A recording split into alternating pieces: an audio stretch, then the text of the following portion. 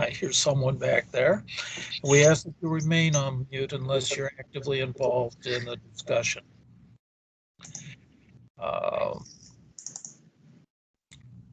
And if during this, either with the Teams connection via your computer or the mobile Teams app, if you have any problems, reach out to host Darla Armstrong separately, and she'll try to help you through it and get you reconnected with us.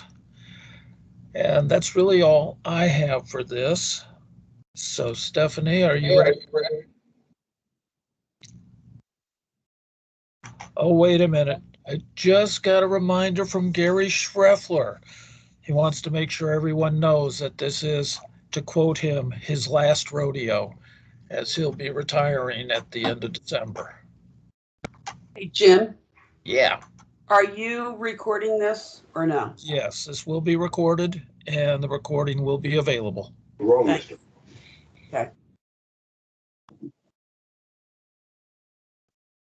Perfect.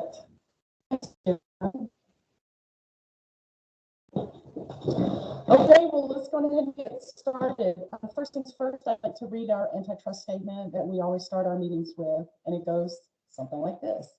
It is the unqualified policy of the CESAC committee to conduct our operations in strict compliance with the antitrust laws of the U.S., and that no discussion shall be held that may infer or lead to violations. I'd like to say thank you to Gary for joining us in your last rodeo. And this is my last CESAC meeting as the chairman. The committee has voted in a new chair, and that is Lydia Miner with Mediterranean Shipping Company. So she'll be taking over. We're kind of transitioning. She's been involved in the meeting setup for this meeting, and I'll be providing her all the support that she needs for her to take over and fly, starting with next year's meetings. Lydia, would you like to say hi and introduce yourself quick? Sure, Stephanie, thank you. Yeah, not much I can say, except I'm really honored to receive this opportunity. And I thank, Stephanie for all her hard work and all of, the meetings that she's hosted. I know that the transition to virtual has been really challenging for a lot of us, but she's done a fantastic job. And yeah, just looking forward to filling in those big steps, and yeah, looking forward to the challenge. So thank you all. Thank you, Lydia. And I'll tell you again, just, the CESAC chairs are never left on their own. The prior CESAC chairs always help support them. So if it's not me, Bob is always available, Bob Ariama. So we won't let her spin. Okay, so let's go ahead and get started. Our first presenter is Richard Leschen with USDA Aphis, and he wanted to give us an update on the message set implementation. Richard, are you available? I am here. Can you hear me? Yes, we got you. You're up. Thank you. I had sent over a presentation. Is that available?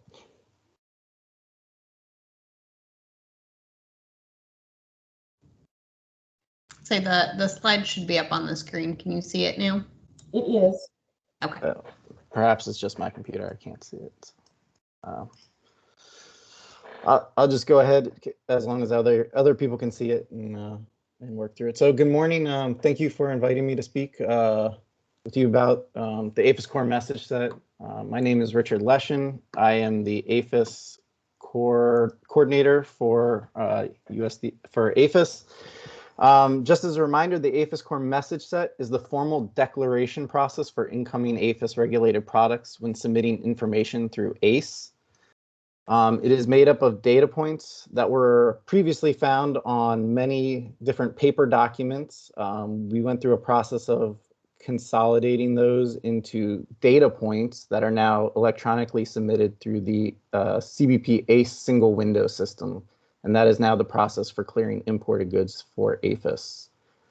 So if we can move to the second slide. Where Aphis is now at receiving data, so on February 3rd of 2020, Aphis announced through the Federal Register implementation of the Aphis core message set by August of 2020. This original notice was open for comment. On September 28th, after receiving feedback from trade and with the ongoing COVID-19 pandemic, Aphis delayed implementation to January 25th of 2021. With the pandemic not seeming to stem and further feedback from trade, Aphis moved to a phased implementation. This meant that on January 25th of 2021, that stayed the date for formal implementation and the need for the Aphis core message set, but Aphis chose not to raise the technical changes in ACE until March 15th of 2021. And then on March 15th, Aphis initiated the full technical development, which meant we began the implementation of the flagging of around 2,300 HTS tariff codes, meaning that there were two options, AQ1 data may be required and AQ2 data is required, and that with those changes, either a disclaim or a message set had to be filed or the entry would reject. So slide 3, please. So some key things to remember about the Aphis core message set. All Aphis regulations, including the submission of Aphis core message set, apply at the first U.S. port of arrival. So not at the port of entry, the port of arrival. Aphis does not have a de minimis requirement on its cargo regulations. However, flagging and submission of the Aphis core message set requirements only apply when submitting entry through ACE. So if the process by which you're importing your goods don't require an ACE submission, then the old process would still apply.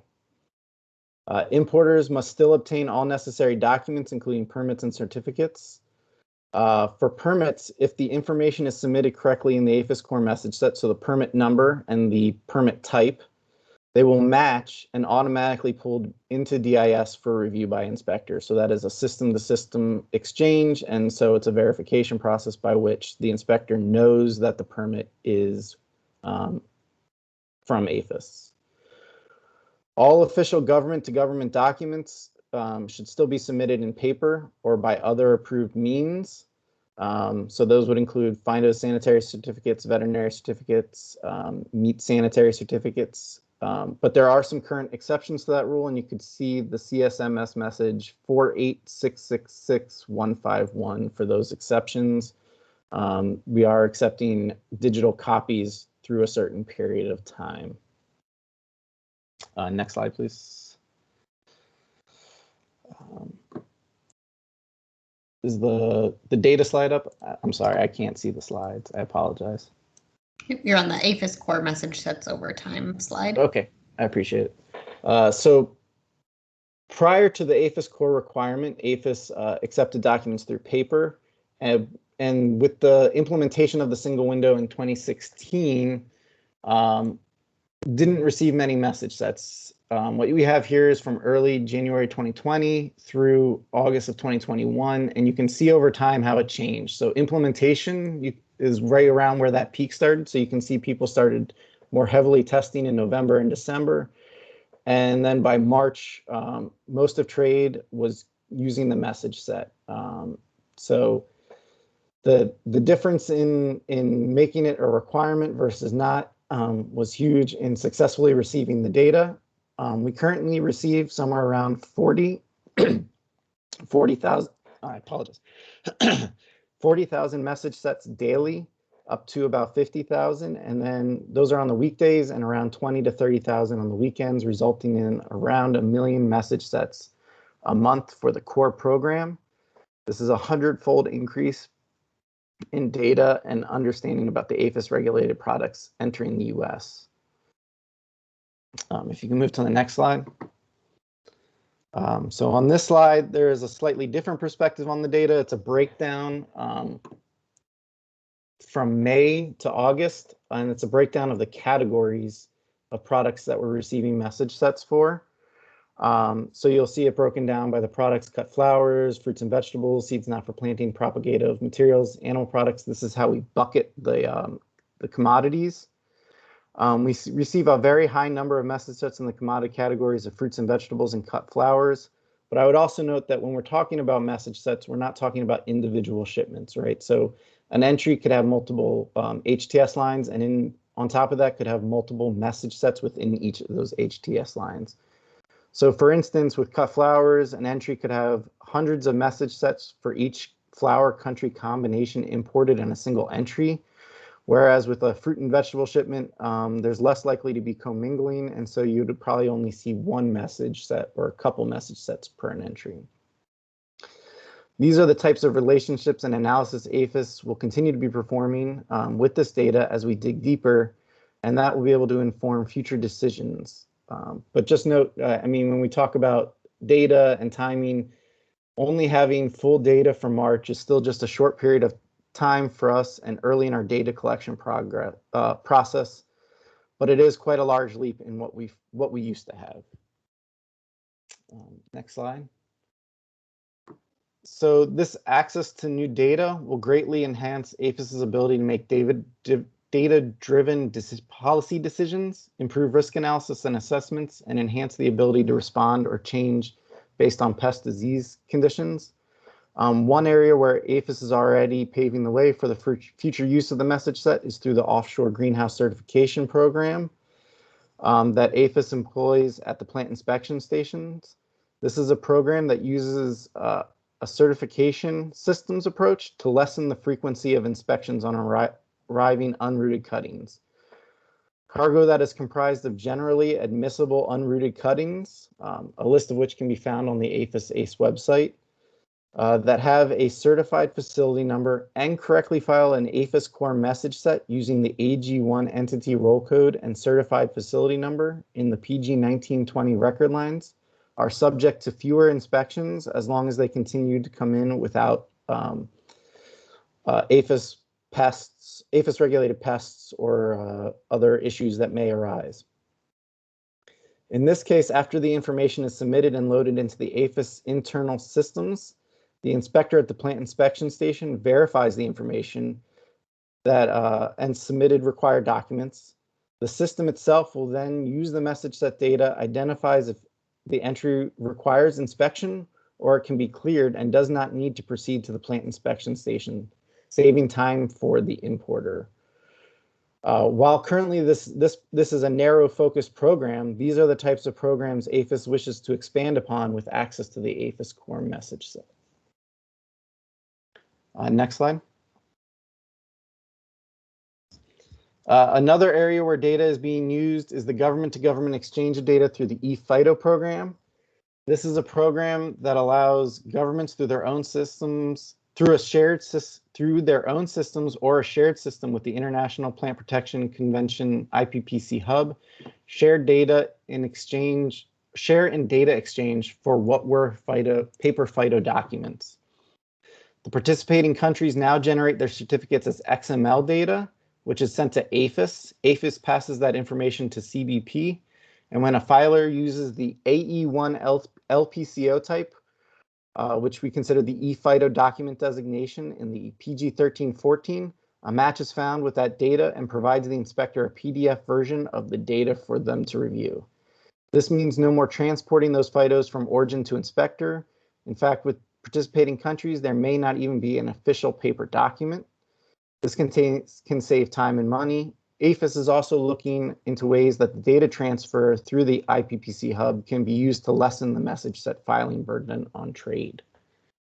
So you can see a paper Fido is transferred into XML data, which then creates a system-generated document that an inspector can review. Next slide. Future core developments include the use of ACE messaging for shipments headed to plant inspection stations. So Aphis plans to remove the automate proceeds and advise trades of needs through the use of standard ACE messaging such as data under review, hold intact, refused, or may proceed. This will include validations with automated messaging to trade to improve data quality control. Future development will see enforcement of single submission of genus and species per a message set product level line. This will further enhance quality of data that Aphis receives. Aphis is currently performing a review of all HTS codes to see where those that are mainly disclaims could be removed from our flagging, in turn removing the burden on trade for non-Aphis regulated products that fall under larger tariff codes. As always, Aphis continues to look into ways of using the Aphis core message set to auto-populate inspection result systems and where message set can streamline processes. Next slide. If you have any questions or concerns about your filing or immediate needs, contact the Aphis core message set help desk at ace.itds@usda.gov, or we have a phone line at 1-833-481-2102. In addition, more guidance on the Aphis core message set, its requirements, and when to file can be found at www.aphis.usda.gov/ACE. This includes things like entry exemptions, entry types where Aphis core flagging is enforced, a full list of CBP appendices referred for Aphis core message set, Excel versions of a master correlation table that links PG groupings to the HTS codes, and a list of electronic phytosanitary certificate participating countries. So with that, I'll turn it back over to one of the hosts, and if there are any questions, if we have time for them, I can take those.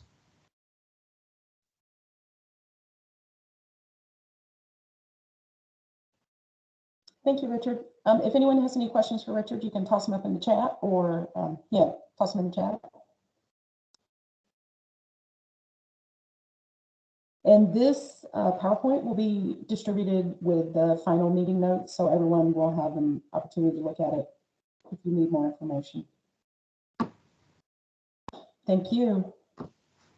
Okay, next up is Lisa Santana-Fox with CBP's FP&F team. Good afternoon, good morning, depending on where you're at. I did have a really simple PowerPoint, but I don't have the ability to share, and honestly, I don't know that it's necessary. I was asked to kind of give like a high level overview of how fines and penalties is set up. So, I mean, as it's noted, I'm the director for fines, penalties, and forfeitures within the Office of Field Operations.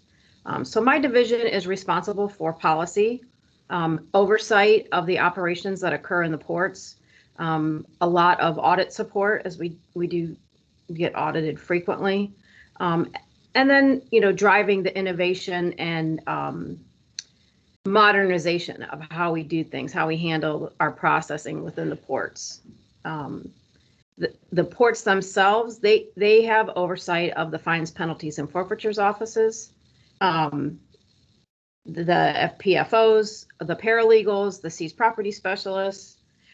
They also are responsible for the officers. So typically the officers, that's who's going to find the violation, whether it's an officer or a technician, could be an import specialist or an entry specialist. They're the ones who identify the violations, and then they work to either with the trade directly to resolve those. And in some instances, we need to take a different action. So that could be a penalty, it could be a seizure, it could be liquidated damages. So, the boots on the ground, they're the ones identifying the violations, and then it goes over to the FPF officer. The paralegals input the cases. They are responsible for reviewing the documentation that's submitted, whether it's electronic or paper. We're moving towards more electronic, but I'll talk about that in another minute. But they have to review the case for legal sufficiency, make sure that the documentation to support the alleged violation is there, and they serve notice. Our seized property specialists are, in the event of a seizure, they're the ones that are responsible for handling that property. And then together, the paralegals and the seized property specialists will work towards forfeiture if that's going to be the result of our enforcement actions. When penalties are filed, the first level of review, petitions are submitted at the port level. They're submitted to the FPF officer.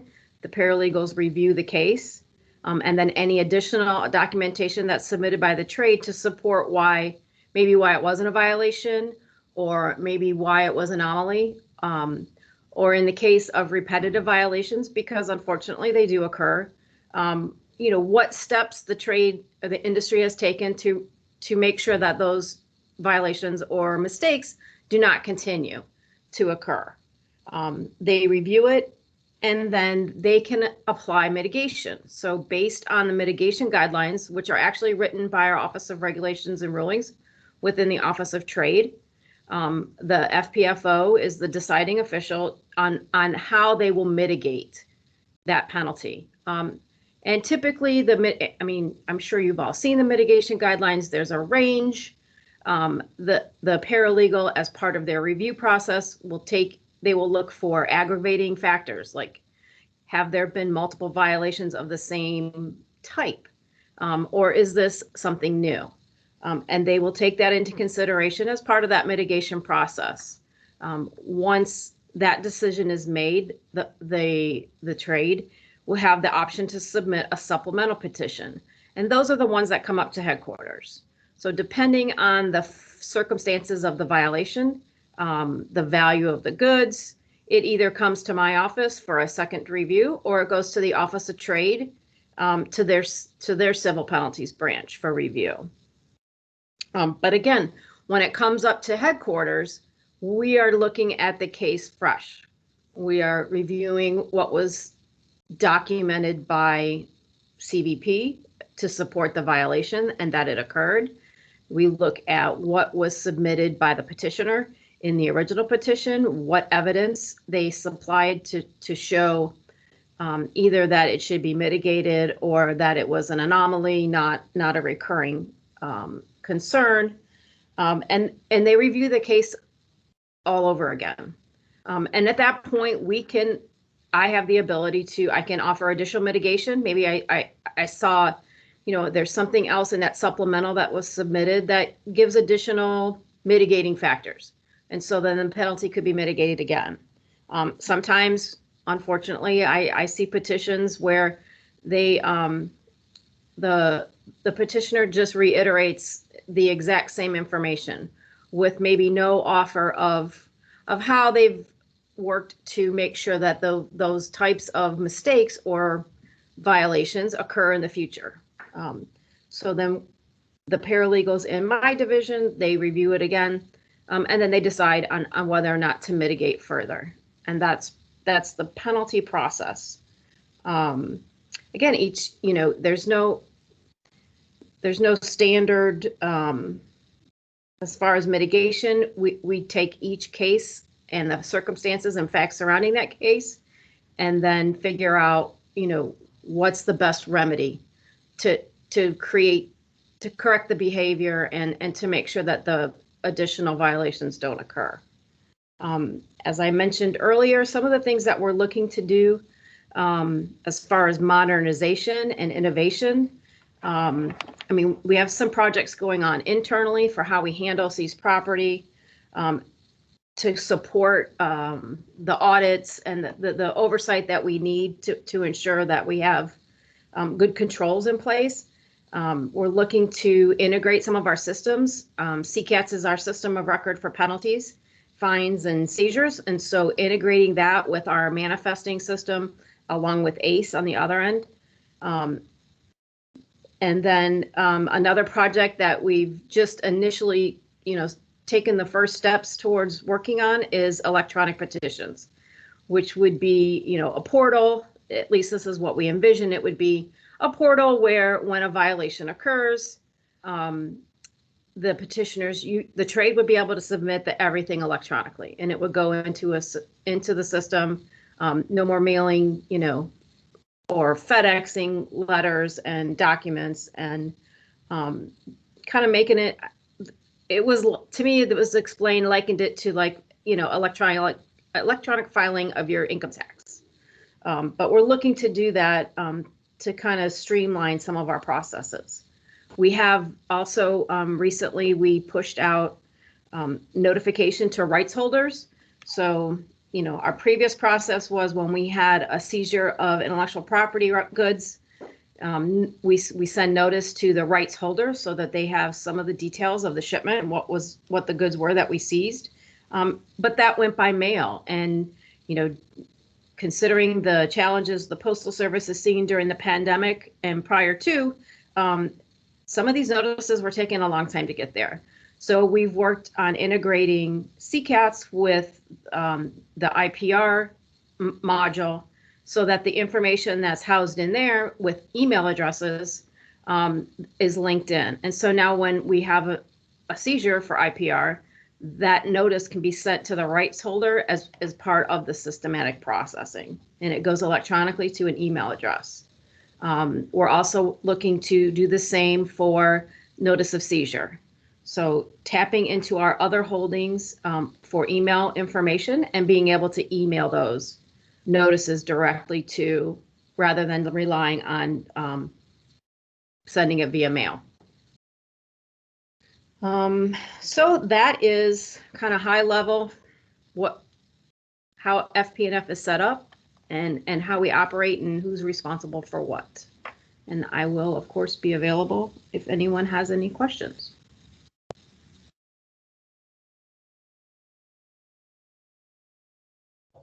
Thank you. That sounds like you've got some good changes on the horizon.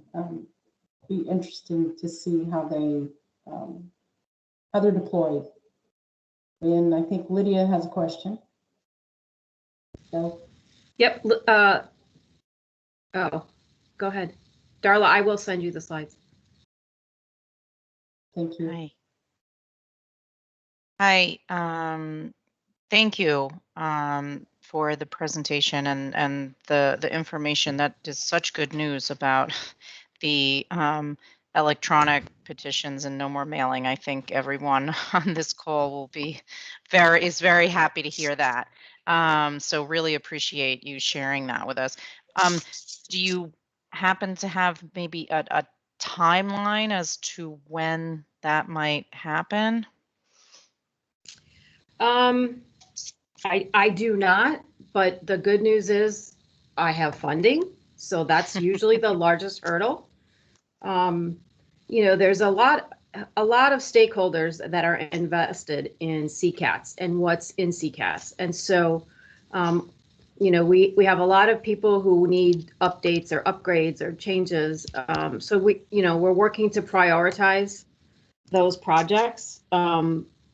My predecessor, Chris Latourette, was acting as the director for over 6 months. I mean, he was able to push through the electronic notices, the email notices for the rights holders, and the seizure notices is coming shortly. It is coming soon.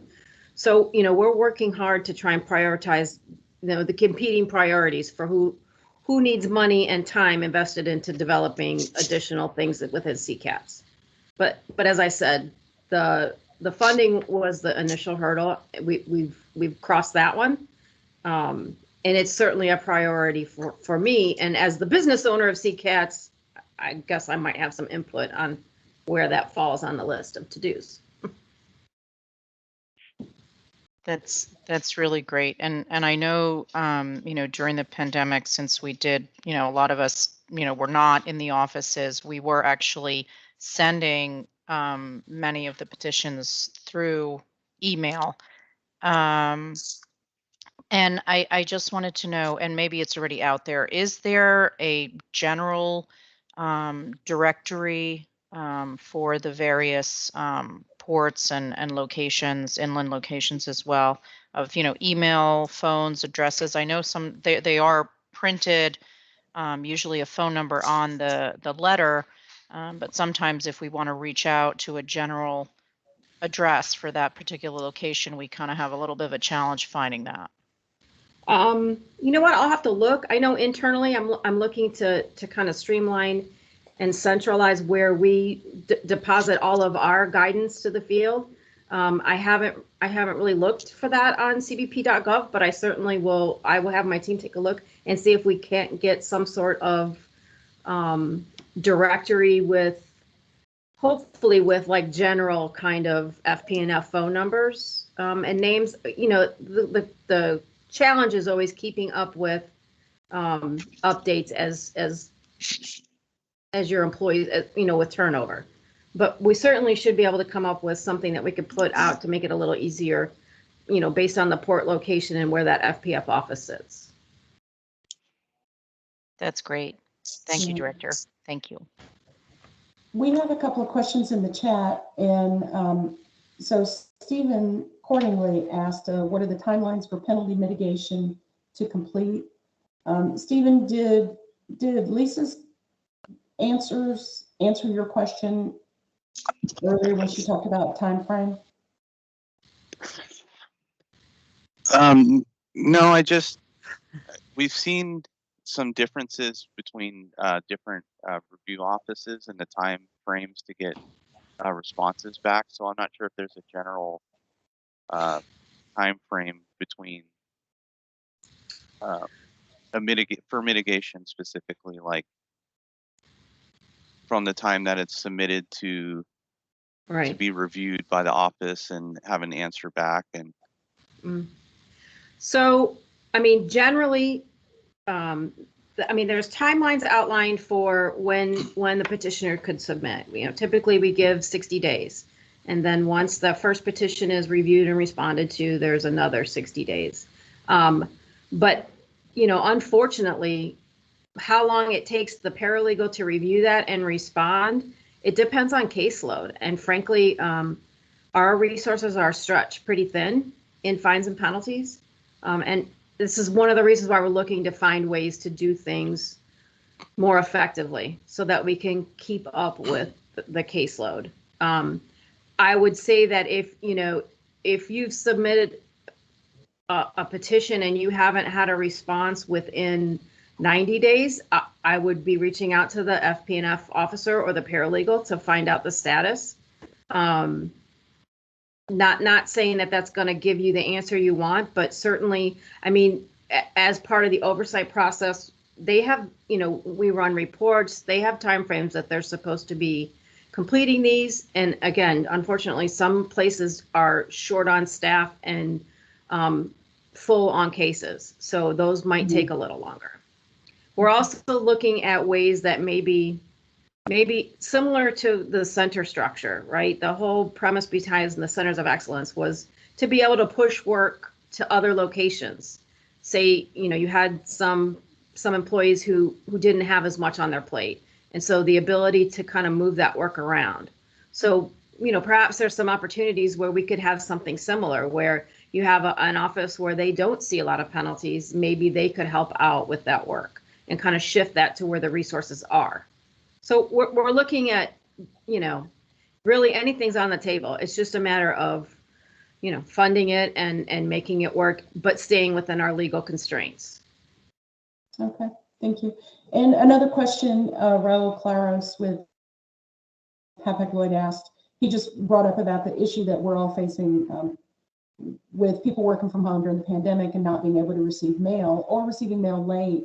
Is there any type of national leniency that's been discussed on filing of petitions or supplementals due to that? So paper penalty is sent to the office, but it doesn't reach people who are working from home. They're not able to retrieve that sometimes for weeks. So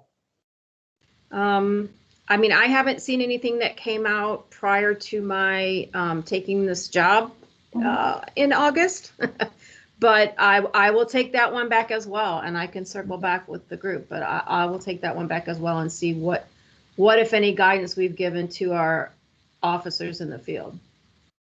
Thank you. And I think we got time for one more, and then we'll move. Brandon, you had your hand up, Brandon Temple. Hi, thanks, Stephanie. I don't really have a particular question, but just some feedback. I think as Lydia mentioned earlier, the ability to send petitions by email is really beneficial. especially in the pandemic era that we're in. So we appreciate all the ports being able to accept petitions in that manner. That being said, not all ports will accept petitions by email. So that creates a bit of a challenge for us in this current environment. And one other piece of feedback I have for you is that a good handful of times we've been notified by our surety company that many of the petitions we've submitted have gone to demand for surety, whereby the surety company has been notified of customs response, but we have actually never been notified of that. So there seems to be some administrative challenges in actually communicating the findings of mitigation back to us. So that's become quite challenging for us to manage from an administrative perspective.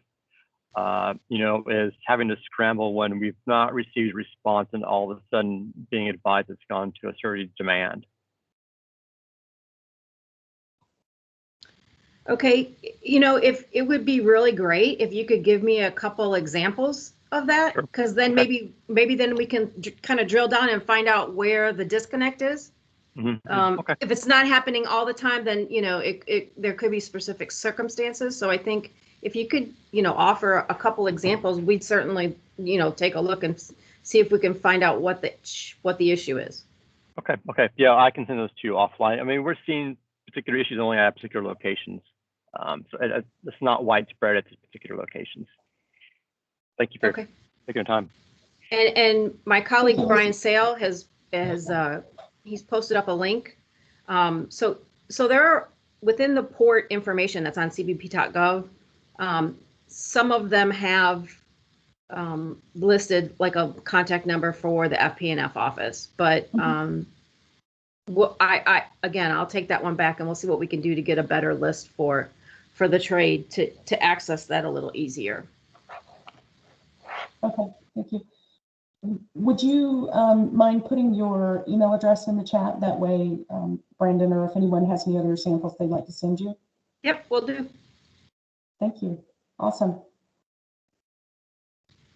Thank you very much, Lisa. Appreciate it. That was really good information. So next up is Jim Swanson. A little House bill release update for us, please. Hi, Stephanie. Am I connected all right? I see you. Okay. And I hear you. And if I do, I think everyone else can, because I have pretty sketchy internet here. All right, good. Sometimes without feedback, it's hard to know if it connected properly or not.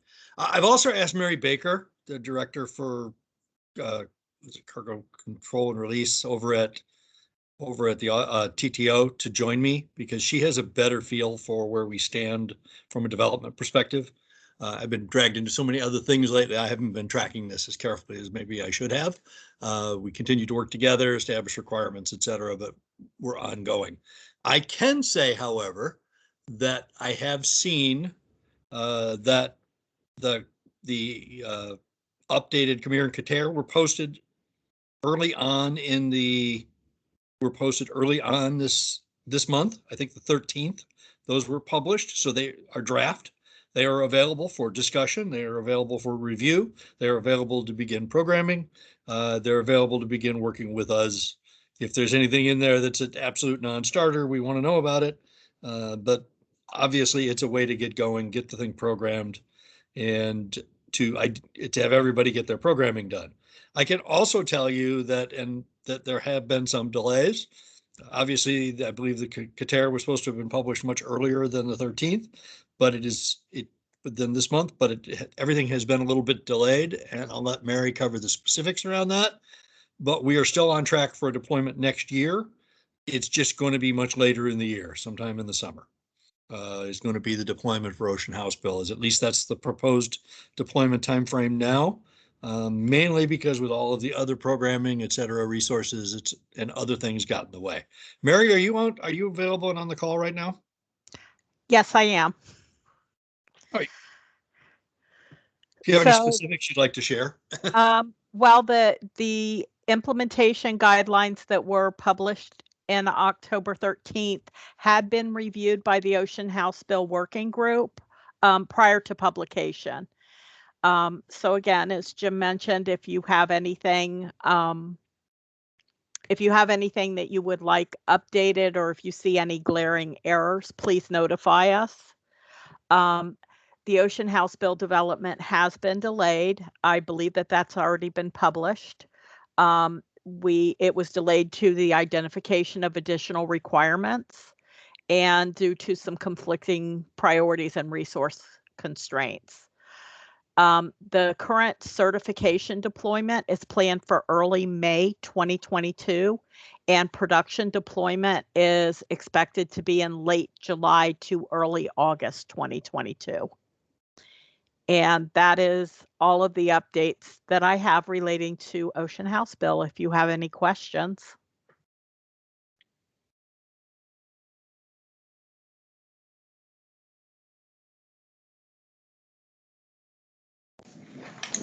Jim? Yeah, go ahead, Peter, and then I'll answer Nancy's question that came in the chat. Yeah, I just had a question. I know we discussed this before in terms of testing.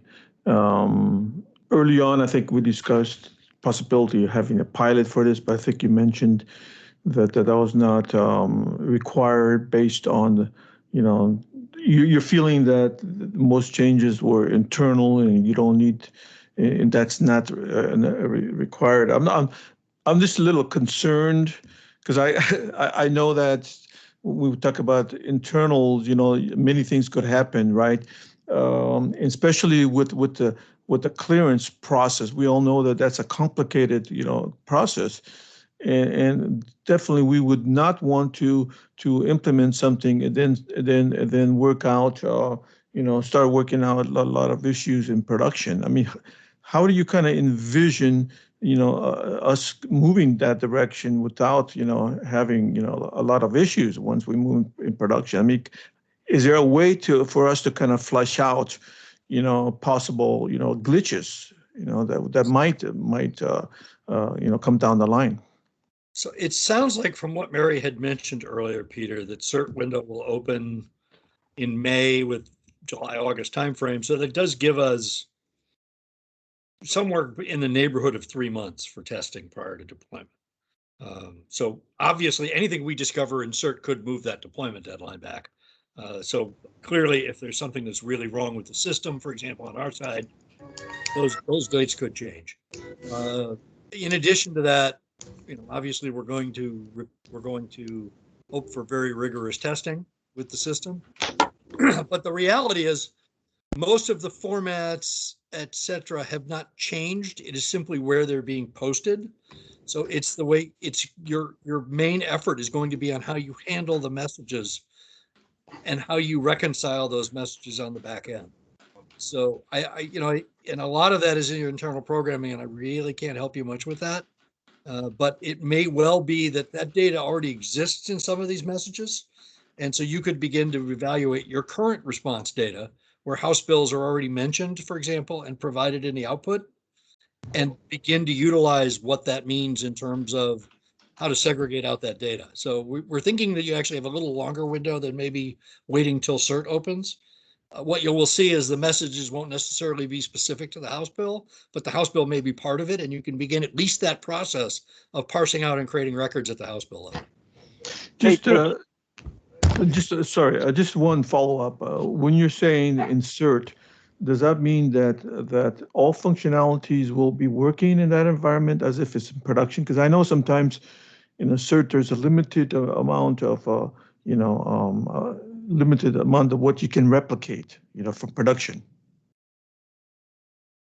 Well, the data-wise, for CERT, that's created data and testing the functionality. That's what certification is for. What I was talking about is utilizing your live data to begin to segment and compartmentalize out things at the House level. I think you could get well ahead of your programming and testing if you're able to do so, and then have your programming ready to be able to test your message sets and what you have to do internally around those message sets. So, remembering that we're going to send you a 1C at the master level, but we may also include a House bill in there. And we may encourage, we're probably going to, as we get closer, encourage brokers to begin including the House bill in the transaction sets. so that we can begin to see how that shakes down. So there's a bunch of different things ongoing out there.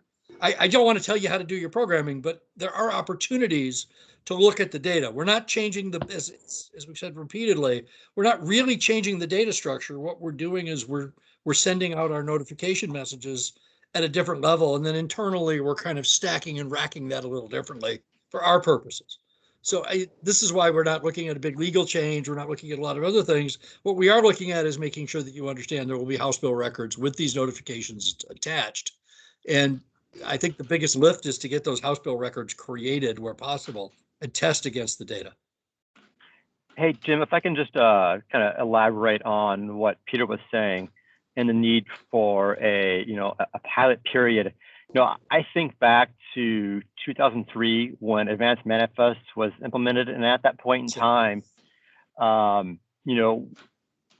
brokers were suddenly clearing against NVOCC's bills of lading and no longer against master carrier bills of lading.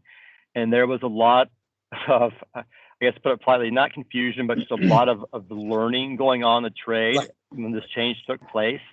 And I think that's one of the concerns that Peter's referring to is, we're not so much concerned with like the programming aspect between ourselves and CBP, but it's like there's a lot of parties that are going to be involved with this, right? There's, there's the brokers, there's the NPO who's doing the manifest, there's the master carrier, there's the terminals, there's the CFSs.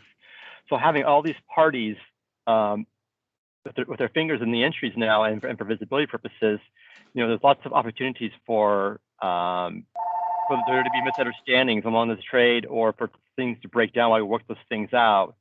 And thus the need for a pilot period where we can begin to do that, but then also a fallback system in place if we have to, if we're, if things are getting stuck, so to speak, and price being frustrated. So I've heard the request. What we'll do is I'll take this back with Mary and others, and we'll begin to have a discussion. We haven't even gotten to deployment planning yet, quite frankly, other than we're looking at a deployment in July and August. So we've heard your concerns. We'll take a look at it and see what we can do to mitigate some of these concerns. Okay, thank you. But we haven't planned on building two systems. No, we're not looking at two systems. What we're looking at is what can we do to mitigate the concerns. No, understood. I'm just saying to run a pilot, Yeah, no. A pilot's probably a bad term here. What we may do is we may look at is there may be opportunities to allow for some of the existing processes to continue, at least while we're rolling out and completing the deployment. So yeah, just trying to be transparent. These are around the edits, et cetera. Yeah, I'm just trying to be transparent to people on the call. Yeah, no, I am too. That's my point, Gary, is that it could potentially be somewhere in the edits, allowing master bill level clearance in the interim or whatever until we continue to work on a deployment program to shut it all down. We'll take a look at what our options are and we'll get back to you at a future state.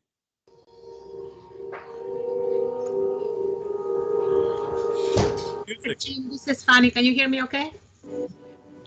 Oh, not Fanny, no. Spooky music, Fanny. Yeah, that's not my music. I think we're better now.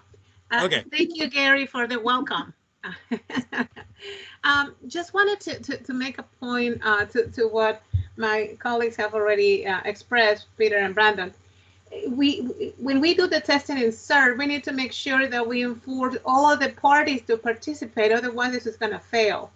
Right. And we know from experiences that the CERT environment is nothing close to what production is. So, and this is going to involve a lot of data that we probably won't be able to simulate in CERT. So, and those have already been expressed to Mary and through the working group to CBP. So this is just a stress, I guess, from trade, because when we pass the information to them, they don't believe us, so they feel that there might be, more that we cannot express to them properly. But the concern has been expressed that load testing and having all the parties participating in CERT is critical to make this successful. As we've said, Fanny, we have not yet planned the deployment. Okay. So give us the opportunity to go back and look forward a little bit and plan the deployment. What we've been trying to do is get the thing built. That's a little different process than planning the deployment. That is part of our normal process going forward. And we look at both operational and technical issues associated to that. So we've heard your concerns about this. We will ensure that we have a soft landing here. We don't want this to blow up. Yes, no, I survived 2003. Gary survived 2003. Others of us did as well. And it was painful. We managed to get it built. So we managed to come up with a solution relatively quickly on that one, but it was a cobbled together solution. And ever since then, you've been asking for us to get to the end state. So we're trying to get there with the programming. Let us get an idea of what the development's going to look like, and we'll begin that deployment planning for a soft landing. That's all I can promise you at this point. Perfect. And Thank you. I agree with Director Swanson. We have listened to your concerns. We have documented your concerns, and we do have them on a punch list. We're just not there yet, Fanny. We don't have answers for you yet. Thank you, Mary. I appreciate it.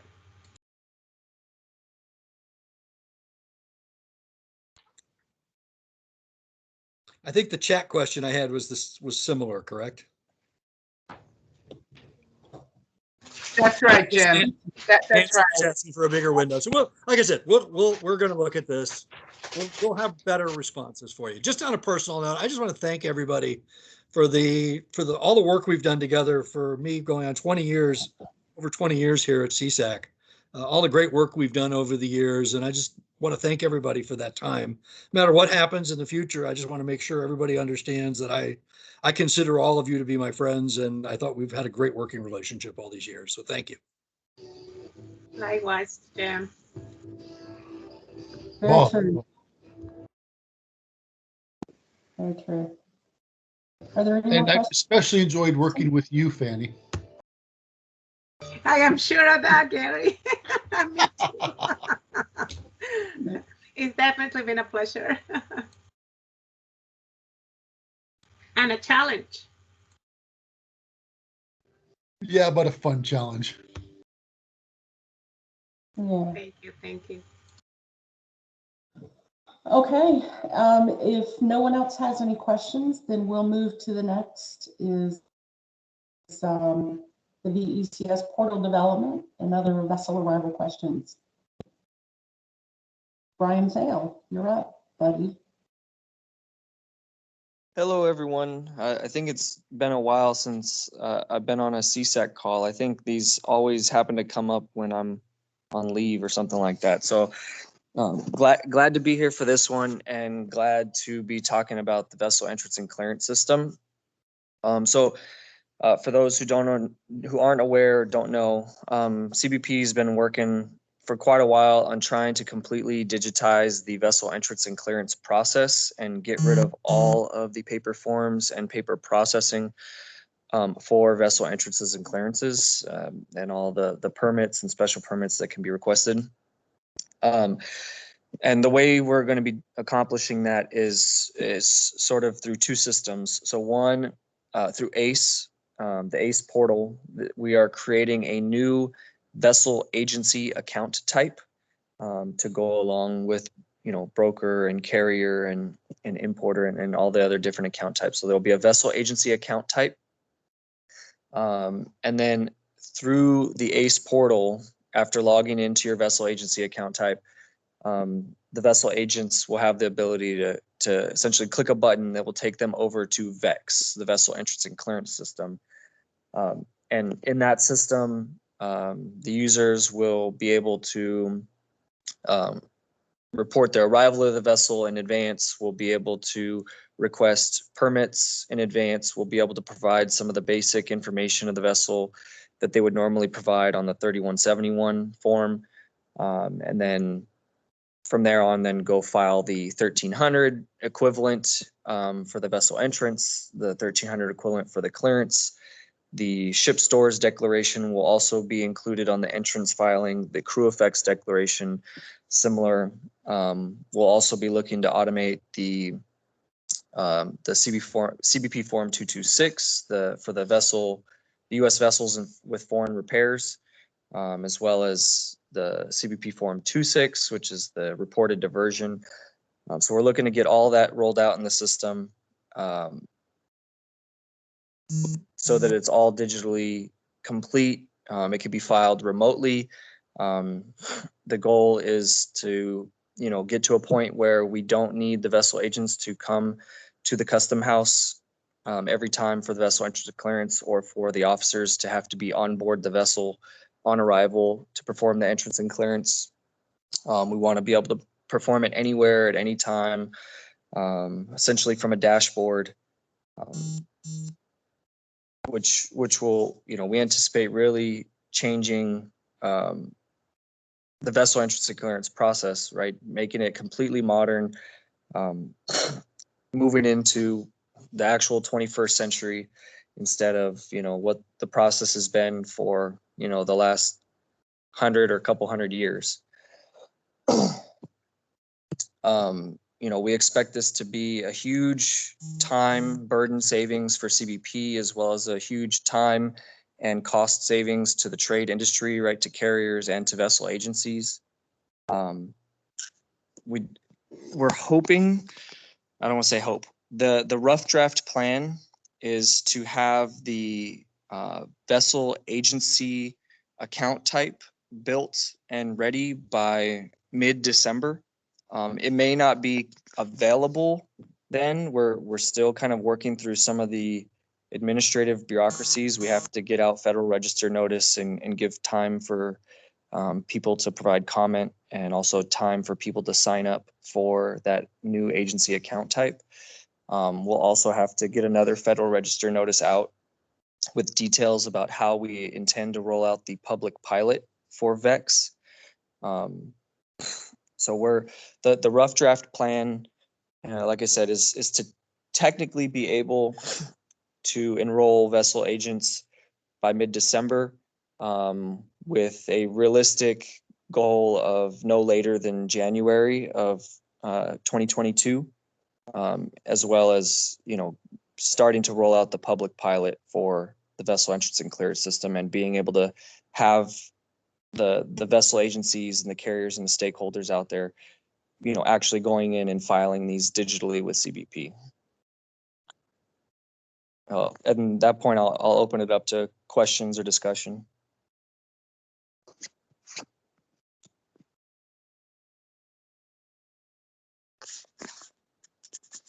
Hello, Brian. Michael Fink of the Maritime Exchange. Is the pilot still planning to be limited to certain ports in the United States? So we anticipate the pilot right now will last for 2 years. Again, the rough draft plan is we want to have the pilot rolled out to all of the U.S. seaports in that time frame, but it will likely, initially start at one port to test, kind of the most basic vessel entrance and clearance scenarios, and then expand port by port to where we end up getting more complex scenarios, right? Some of the functionalities that will be available in the system during the initial days of the public pilot will be very basic. But what I have on my to-do list and my checklist for what I want out of the system is a lot of automation, a lot of taking some of the math, so to speak, out of the officer's hands and allowing the system to calculate everything that needs to be calculated based on what's being transmitted through the manifest, through the stow plans, through the NOADs, and through VEX, right? Putting all that data together and, taking a lot of the guesswork out for both CBP and the vessel agent.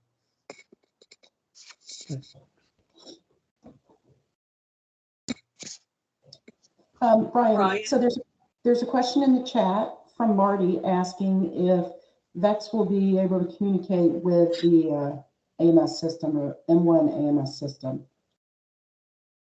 In the initial days, no, but and this will be for further discussion with myself and Director Swanson in FY22 when he's not too busy with House Bill release. But yeah, there are some functionality and there are some features that I would like for VEX and ACE to communicate back and forth with, particularly around vessel arrival messages and knowing and having access to the cargo data. So, one of the issues that we have as a vessel operator pretty frequently with getting our vessel arrival approved is sometimes the port officers say that they can't find the SCACs in ACE. So I was just wondering if this VEX system will give them visibility to that, or will they still have to look it up in another system to be able to say, yes, I'll approve your 3171 because I find there are the manifest data, there are SCACs manifest data for this vessel. Great question. So I want to take that out of the officer's hands. As CBP, we know we have the manifest data. We know it's there, right? Right now we're relying on an outdated process of an officer having to find it because the paper isn't connected to the system. Well, now we have the ability to connect the system to the system. So again, in the initial days, it won't be there, but it is on my list with our OIT team for them to, start assessing the level of effort for building that capability. So it very much, I do want it to be in the final product. Nice, thank you.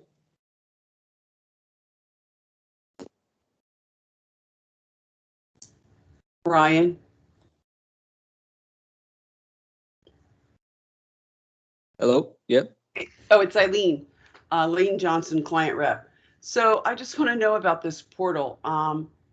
This is not for the ocean carriers right now. They already do their arrivals in M1. Who is this portal for when you say agents, vessel agents? So vessel agents aren't really a particularly named or regulated entity within a lot of the customs regs, but they're essentially the equivalent of a broker for the carriers, the vessel operating carriers. And if there's a carrier on who he can either confirm or has a better analogy, by all means, go ahead and use it. But a lot of the regs for vessel entrance and clearance, require these paper submissions, and they require the master of the vessel to fill out this paperwork, to sign it, to certify that all this is true, accurate, and correct, and provide it to CBP. And the vessel masters just don't have the capability and bandwidth to know, all the different custom regs around the world, let alone just the U.S. customs regs. So that they hire essentially local agencies, vessel agents, to do that work for them, right? To know what the customs regs are, to know what the vessel entrance and clearance regs are, to know what the procedures are, and to know maybe a couple intricate specifics of how that port goes about processing entrance and clearances, right? Does this port do all entrances and clearance at the customs house? Do they do all of them on the vessel on arrival, or is it a mix of the two, right? And then the vessel agents, they also perform other types of services for the carrier, for the vessel while it's in port, right? So if they need to organize crew changes, get flights, if they need to organize services and repairs for the vessel, they're sort of their on the ground person for the carrier in a particular port. But for CBP purposes, for the most part, they handle the vessel entrance and clearance filings, and then the crew change information for the Title 8 immigration stuff.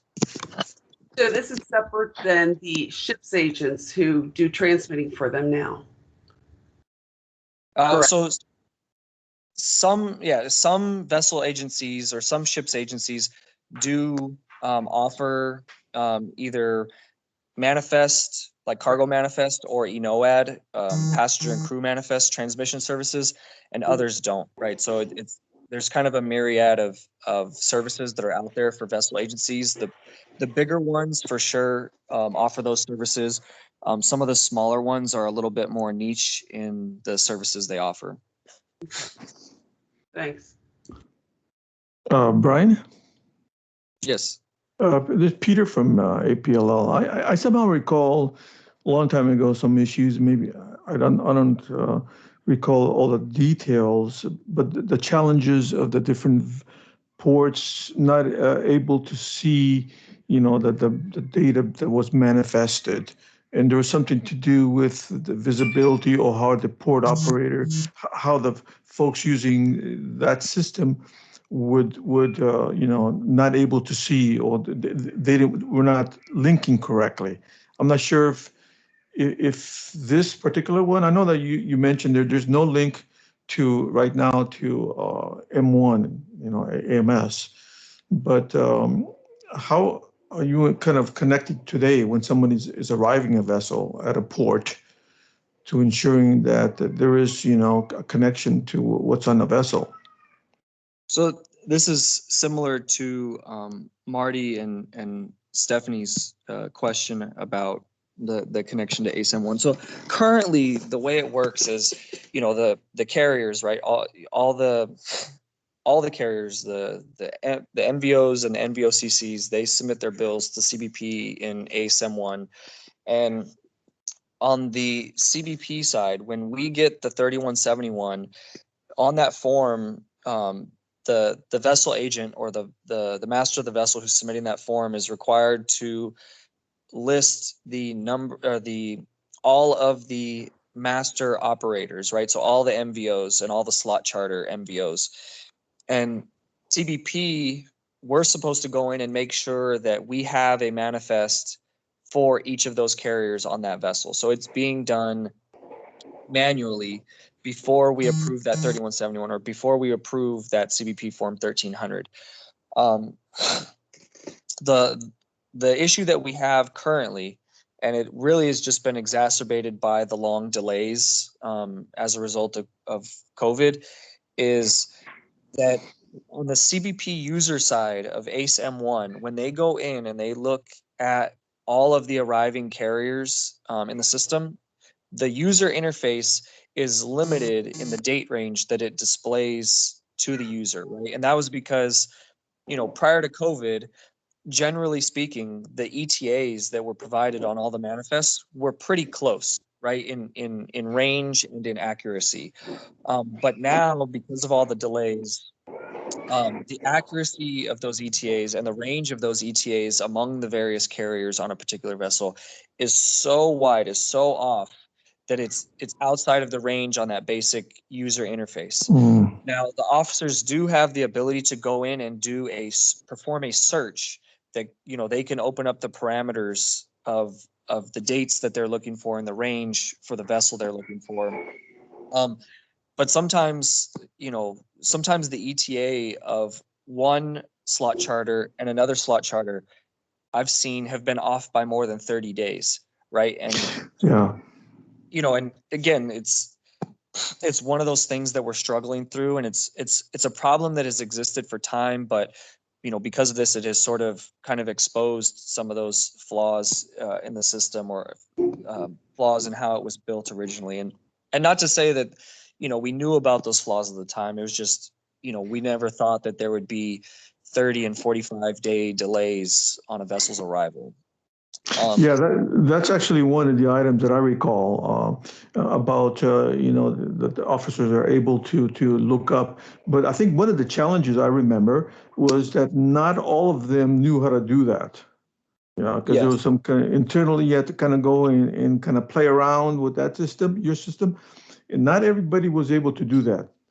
So I can give you the perspective of being a user who did this function when ACE rolled out, right? I wasn't in headquarters at the time when ACE rolled out, but from the perspective of the user when ACE rolled out, we only used the ACS system, right, before ACS, for two functions. One was to verify the arrival of the SCACs, and then two, to verify the bond information. So we had very limited need and knowledge and expertise within ACS. And then when ACE rolled out, again, very limited scope of what ACE was built for, right? So when ACE rolled out, we weren't necessarily the target users of, when training was provided. So it was usually the cargo release, the selectivities, the in-bond folks, all the people that did, much more of what ACE is, was built for. They got that training, and then those training officers, we're asked to train the folks like me on how to go find these things, right? So if that port, didn't, if that port wasn't kind of, didn't have a robust vessel arrival universe, then their training may have been even more limited to what my training was. It wasn't really a regimented training that was rolled out for that specific function, because that wasn't the main primary focus of ACE. So my hope with this system is we completely eliminate that issue, that bump in the road, so to speak. Great, thank you. Hey, Brian, one more question. I think I'm going to try to cover mine and Lydia's together. So with the VEX system, is that going to take the place of the vessel arrival messages that the manifesting carrier submits right now? The sort of an in-between answer. So again, in the initial stages, it's not going to replace the arrival message at all. In the long run, I don't think it would replace the arrival message completely. What I actually envision, and again, this will kind of be up for discussion on how to actually implement this, but I kind of envision a hybrid. Because one of the issues that we have is there are times where the arrival message doesn't get sent. And so the way the system is built is if the arrival message isn't sent, well, after 30 days, it defaults to whatever the ETA was as the arrival date, right? Right. And again, we know how accurate or how not accurate an ETA might be, right? And then all the downstream effects that it has with entry and geo and all those functions. What I kind of envision is that we still allow the vessel, the carriers, to submit their arrival message. And when CBP performs the entry, right, when they approve the entry of that vessel, they're supposed to be verifying the arrival time for that vessel, right? They're supposed to be talking to the agent. They're supposed to be talking to the master of the vessel and ensuring that the time that was placed on the 1300 for arrival was the first time that they first came to rest, right? So the first line at the dock or the anchor down time if they came to an anchorage, and making sure that that's what's on the 1300. So what I kind of see is, because vessel entrance and clearance, the vessel, the entry doesn't have to be submitted, or I should say, the entry is only required to be submitted 48 hours after arrival, right? A lot of times it's done on arrival, but there are places where it may not get done for a day or two after arrival of the vessel.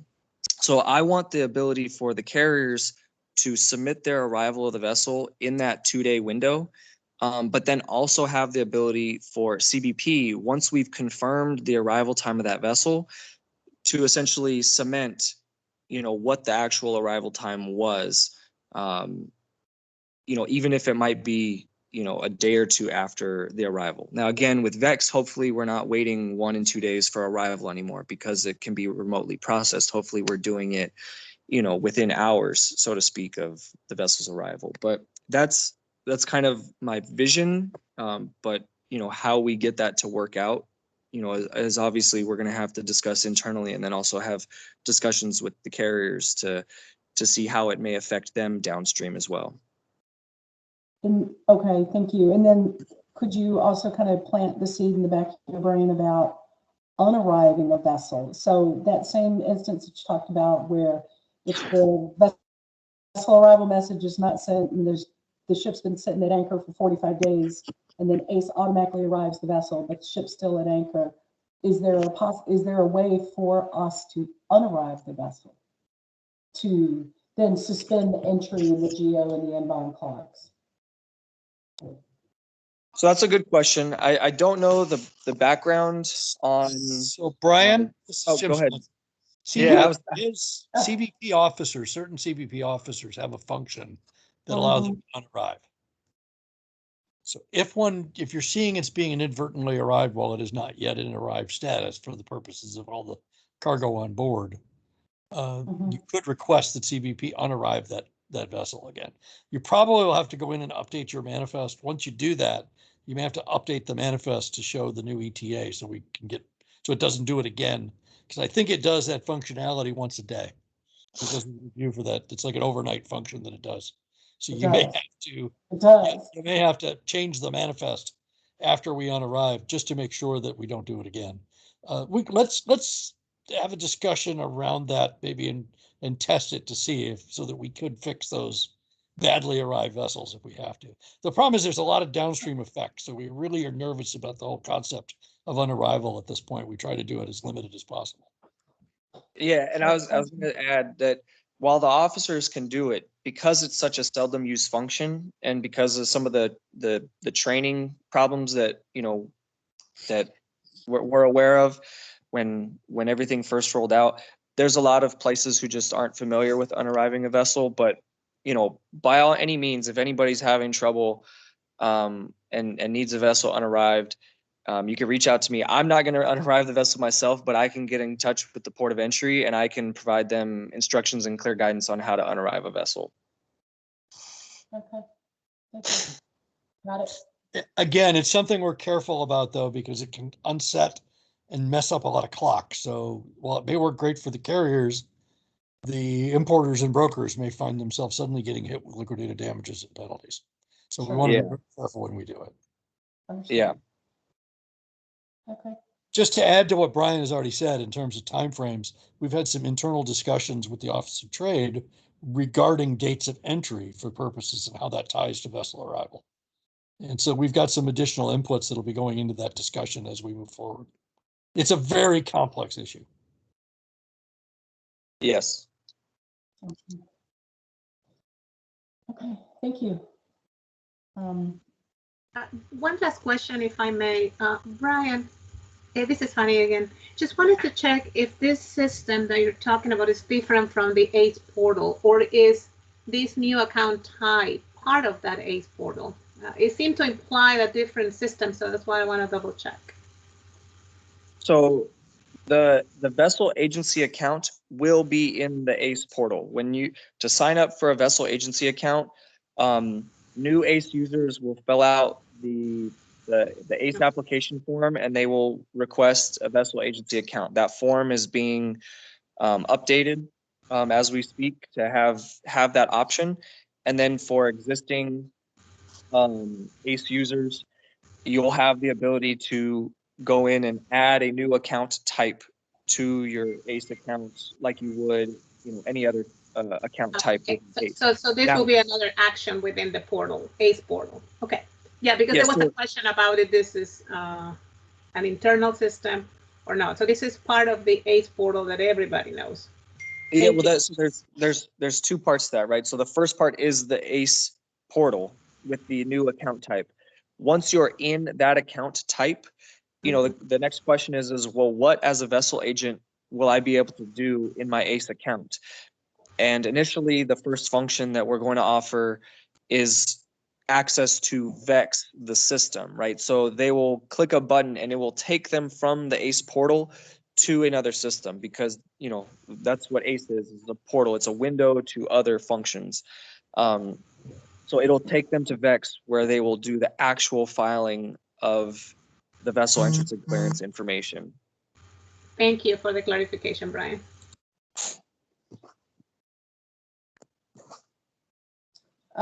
One last question. This is a really good one. This is from Bob, and then I think we'll jump to the next agenda item.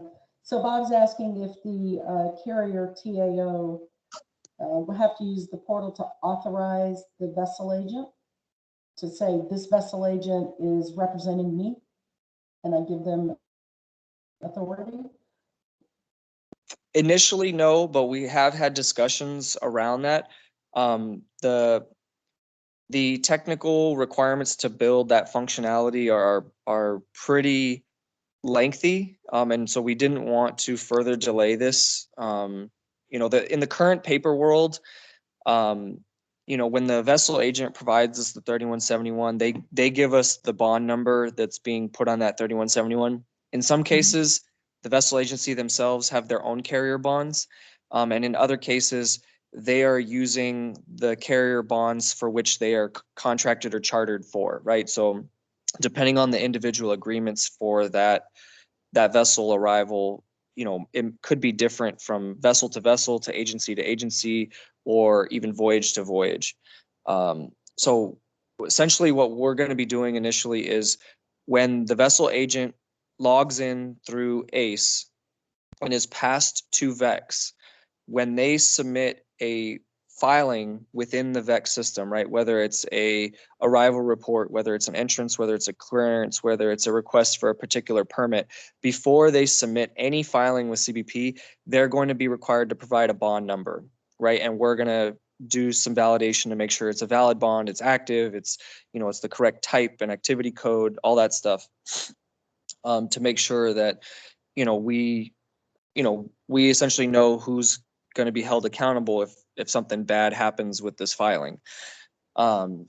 We would like, down the road to have the capability for carriers to kind of be able to toggle on and off, access for agents. But again, that, as you can imagine, and as we just mentioned, because it could be voyage to voyage, it could end up being very burdensome. So we obviously don't want to add any work to the top account owners. Now there are some carriers out there who have their own subsidiaries who are vessel agents in some ports, and in those cases, they'll be able to, add their own subsidiary as a vessel agency within their top account. But then there are also, independent third-party vessel agencies who aren't part of a particular carrier, that they will be able to have their own vessel agency top account. Gotcha. That sounds good. Thank you. And I see a comment about authorizing who uses our bonds under VEX ACE. Yeah, I agree. We would also like that level of transparency and give the carriers the ability to kind of turn that on and off. So again, I think that'll be for further discussion with, the different carrier and vessel agency stakeholders to figure out what is the best way to do that, so that CBP knows that this agent is authorized to use that bond, but not also overburdening, you as the trade stakeholder to have to go in, for all the vessels at all the ports and all the vessel agencies and all the voyages, going in and toggling on and off who's authorized at what time, based on any given contract or charter that you might have. Okay. Thank you. Okay, can we jump to the next? Yep, import security filing. So I think the NVO community is very interested to find out when the ISF FAQs will be published. If you've got any TA for us. So at this stage, I think we've finalized everything that needs to be put in there, and I think we're just going through the review process for highlighting because we had mentioned in the FAQs that we would try to do our best to highlight anything that was new and different from the previous version. So I think we're just in that process right now. Once that's complete, we'll get it routed for review and approval by all the different CBP components that need to take a look at it before we can publish it. I don't have a good timeline on it. I'd like to say, it should be done here at the latest by calendar year 2022. I know that's a big range, but I know we've also been working on this for quite a while. So I just want to get it done as soon as I can.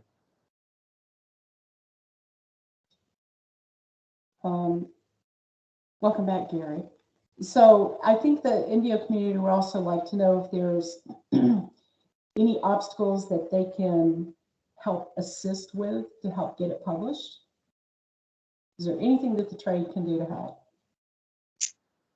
Right now, no, I think we're, like I said, it's kind of in the final stages. We've been working with a couple different stakeholders to get it done. The content is done. We're really just doing a side-by-side comparison of the current version that's published and the new version, so that we can highlight what's new and what's not new.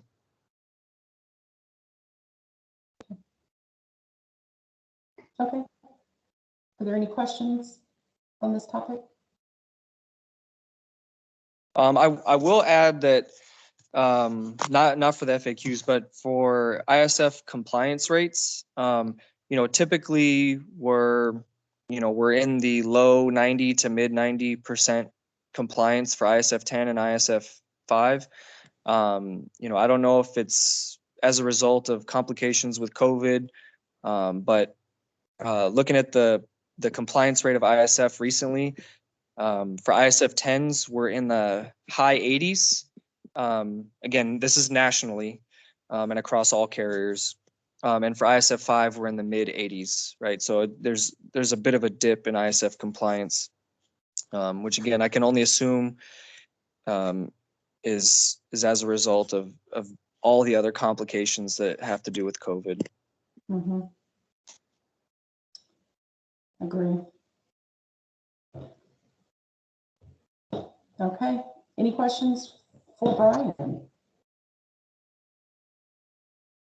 All right. I think you're free.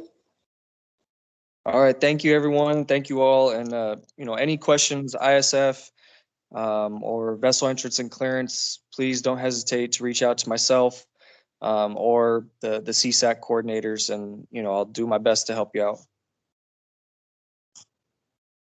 Wonderful. Thank you. Thank you.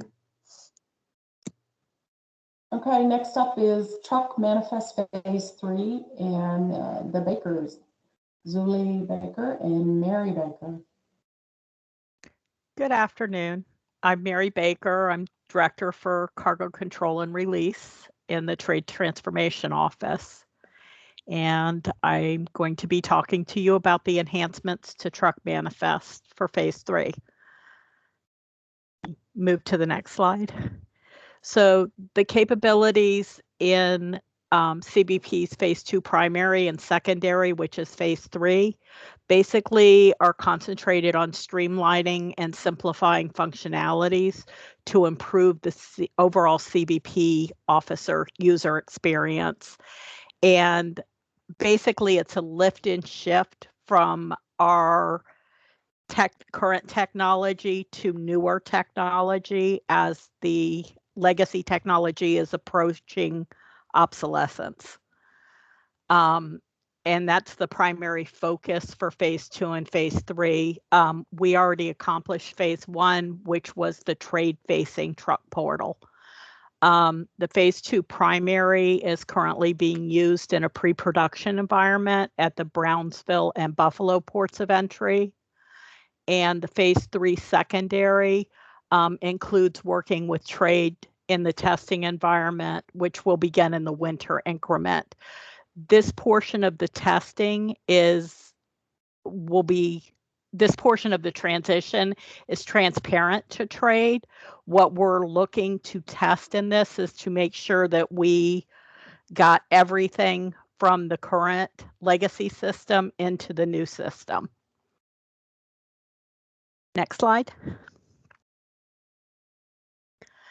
So our truck modernization rollout schedule is we anticipate starting rollout in January for Brownsville. That is a pilot port. And February 28th for Buffalo, March 28th for Laredo, April 18th for Blaine, May 2nd for Detroit, and May 23rd for the remaining ports. And as I mentioned before, there are no changes to the current process of data transmission. This will be transparent to trade. Next slide, please. The portion with the impact to trade or the impacts to trade is the CERT testing, which will begin in November 2021. And we've already identified a few trade partners to assist us in this testing. And again, as I mentioned, when we actually transition this, it'll be transparent to trade. The testing is just merely to identify, make sure we got all the bits and pieces over to the new system. December 14th, we plan on publishing the EDI notification changes for the new functionalities that will be updated, and they'll be updated and posted in the implementation guide. And this is not released until July. June 20th of 2022, we'll be retiring R4, which is our legacy system. We will complete the development of the truck modernization MVP, which includes a few new functionalities, and that's included in the EDI notification changes that we're publishing in December. And the next slide will tell us what those changes are. So the new notifications that will be sent out in July are the crew member modifications. It will generate as a result of a crew information being modified by customs. Vehicle modifications will generate a message as a result of vehicle information being modified by customs. Cargo, to add BOL and remove bill of lading. It will generate as a result of bill of lading information being added or removed by customs, and seal changes being added, updated, or removed. And that will generate as a result of customs adding trade seals to a manifest, seal information being updated, and seals being replaced. And those are the IG updates that will be included in the December 14th release of the information guides. And that is all I have for you about truck modifications or modernization. Do you have any questions?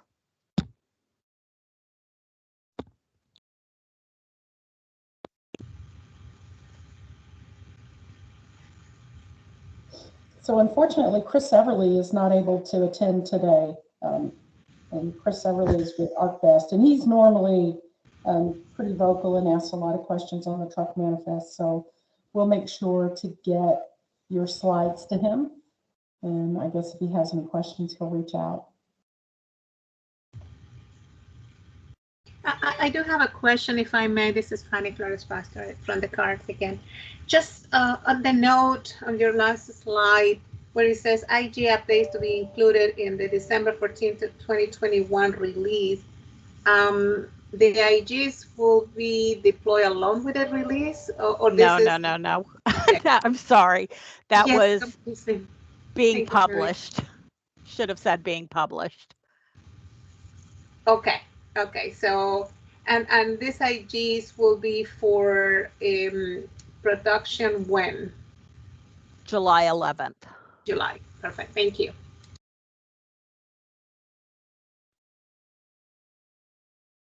And cert 3 months before, Mary? Yes. Okay. Cert for that portion would be in March. In March. Okay. So we will have almost 4 months. Thank you, Mary. Thank you. So Mary, this is Jim Swanson. I just wanted to make one little comment here before we move on. And that is, as a quick reminder to everybody, there is a piece of functionality in current truck that will be taken out of truck as of this new deployment. And that is the ability to use brass will no longer be available in truck. It's a very limited use now. It's almost completely disappeared. We just didn't see the value in maintaining it. However, rail line release will continue, but brass is going away for truck.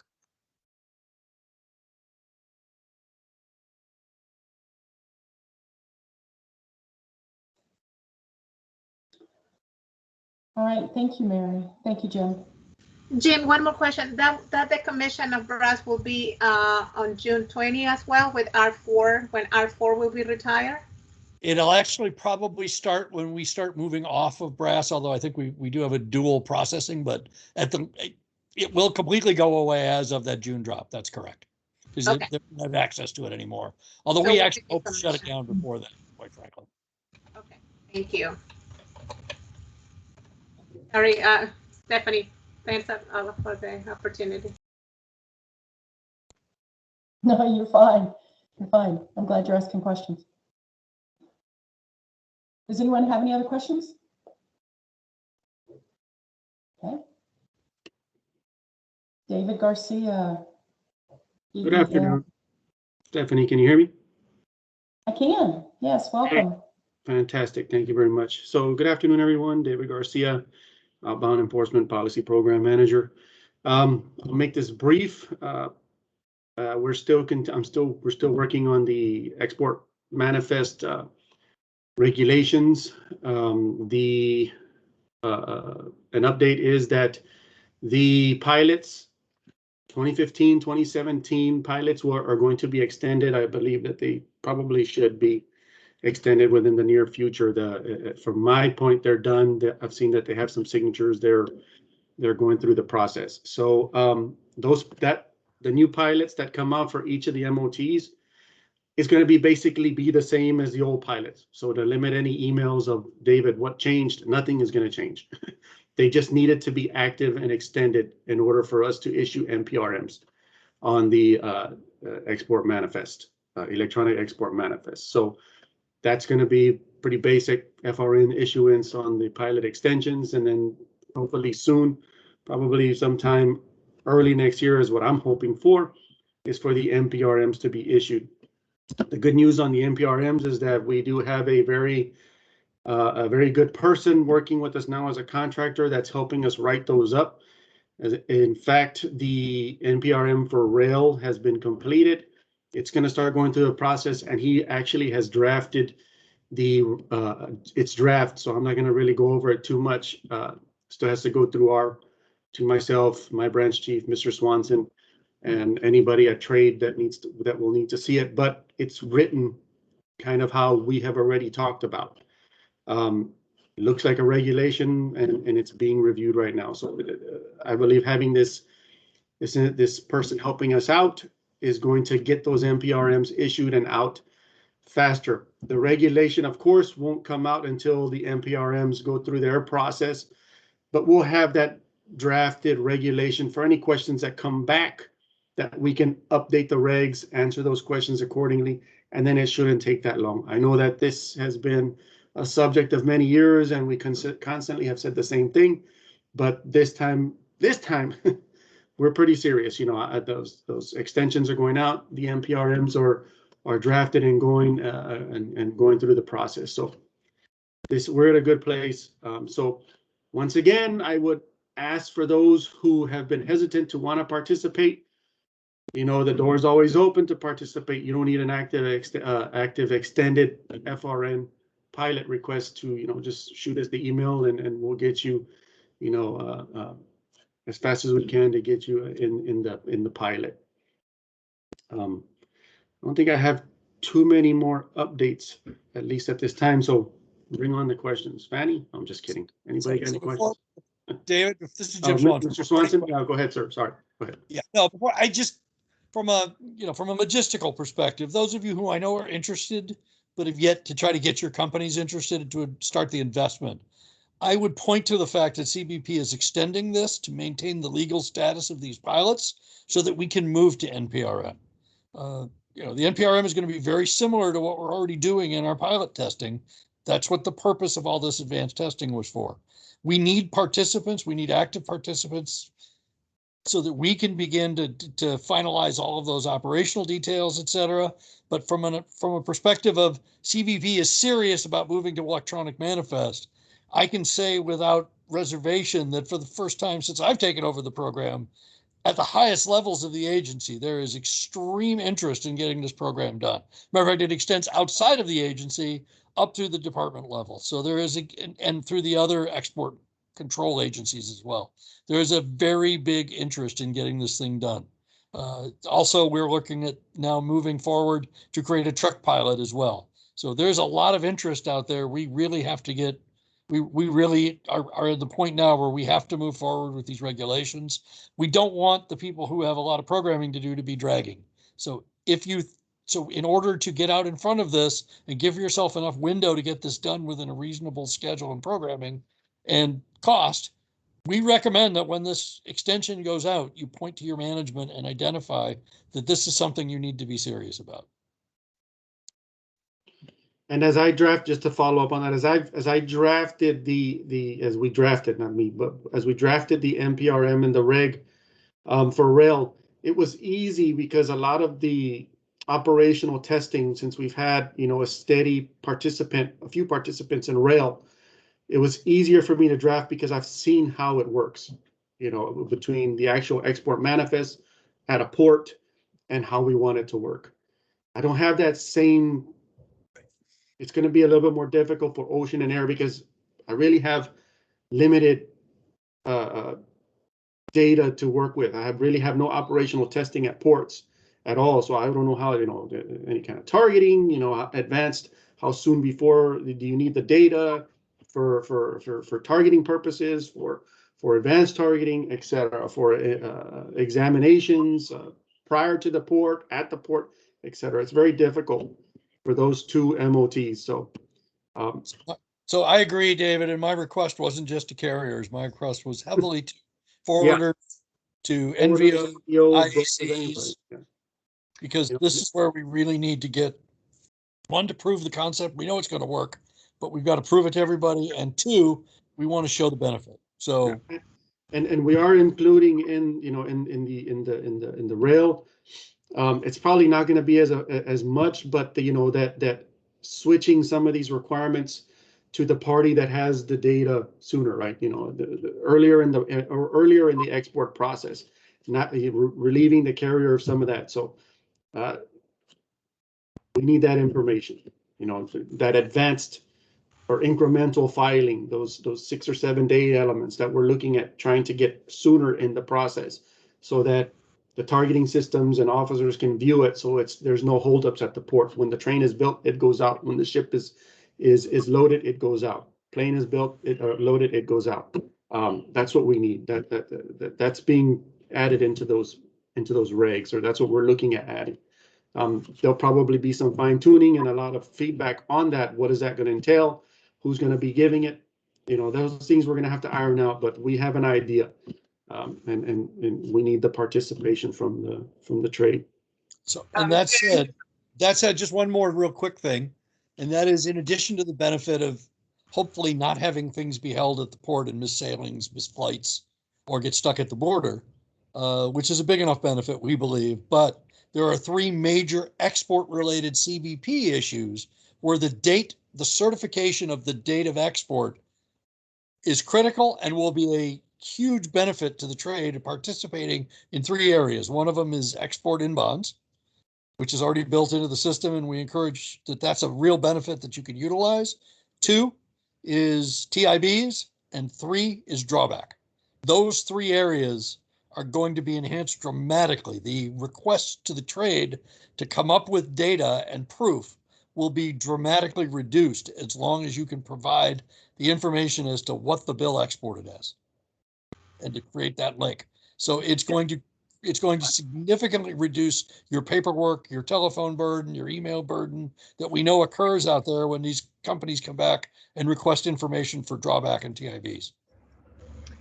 Jim, this is Nancy Hart with Buildin. Just a quick question. You mentioned earlier certification and making sure that we've all got our programming in order. We went through certification years ago when the IG for Export Manifest first came out.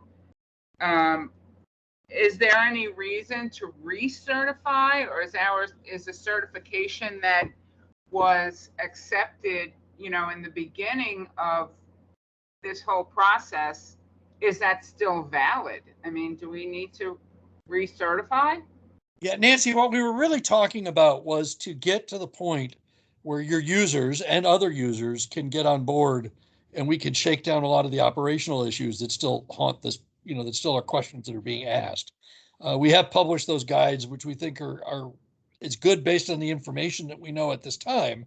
But as we get more people on board, specifically NVOs, freight forwarders, and IACs, who can start making sure that that information is transmitted in Export Manifest, we can really document this and get into a much better job documenting. We don't think there are going to be significant programming changes. What we think we're going to end up with is operational changes that need to be put into play, and that may impact your programming as well. Right, right. You know, I just want to ask a question. How has CBP done outreach specific to NVOCCs? You know, they're not a lot. Some of them aren't participating in CESAC. Some of them are not part of the NB, NAB, and NF right. broker group. So what actual outreach and sharing of this information from CBP's side to that community that you want to get engaged, what actually has been done? Because I haven't personally seen anything. We're not an NVO, but if outreach had been made, I think I probably would have heard from some of my clients. Over the last 6 years, Nancy, we've spoken to every group that's engaged in this process. AAEI, various specific groups. I've done small level calls with groups. We've invited the key stakeholder NVOs to meetings.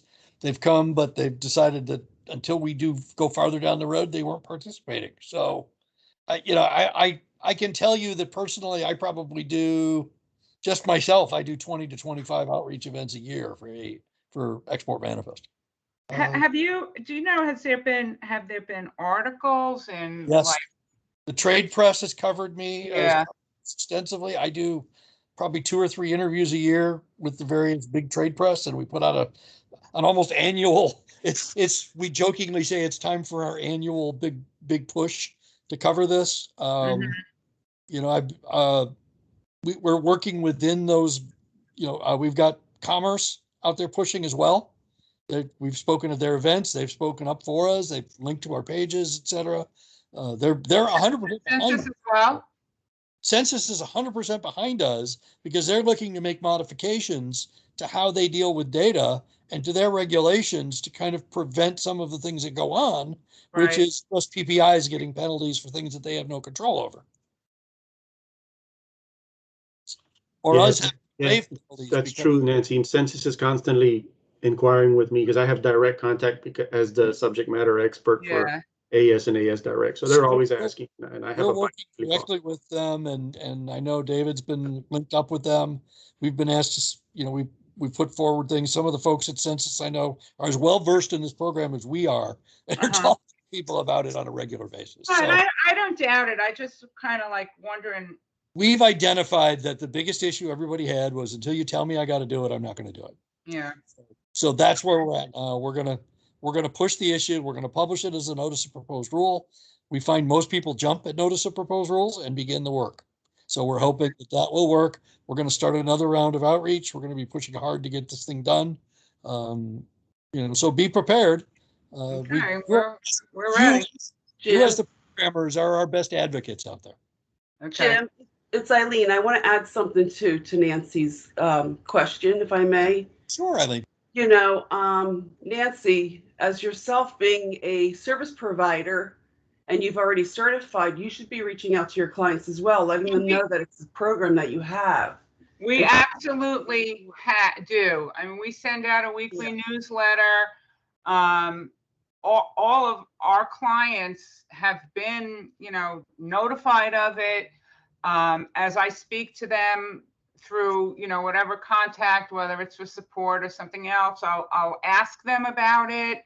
But I believe, and Jim, correct me if I'm wrong, but in terms of the participation, it doesn't really help either of our sides if the NVO participant is not connected with a carrier participant. Correct. And Although we there's have also a limitation on the port involved. We've also heard the opposite. Now, the port we can handle.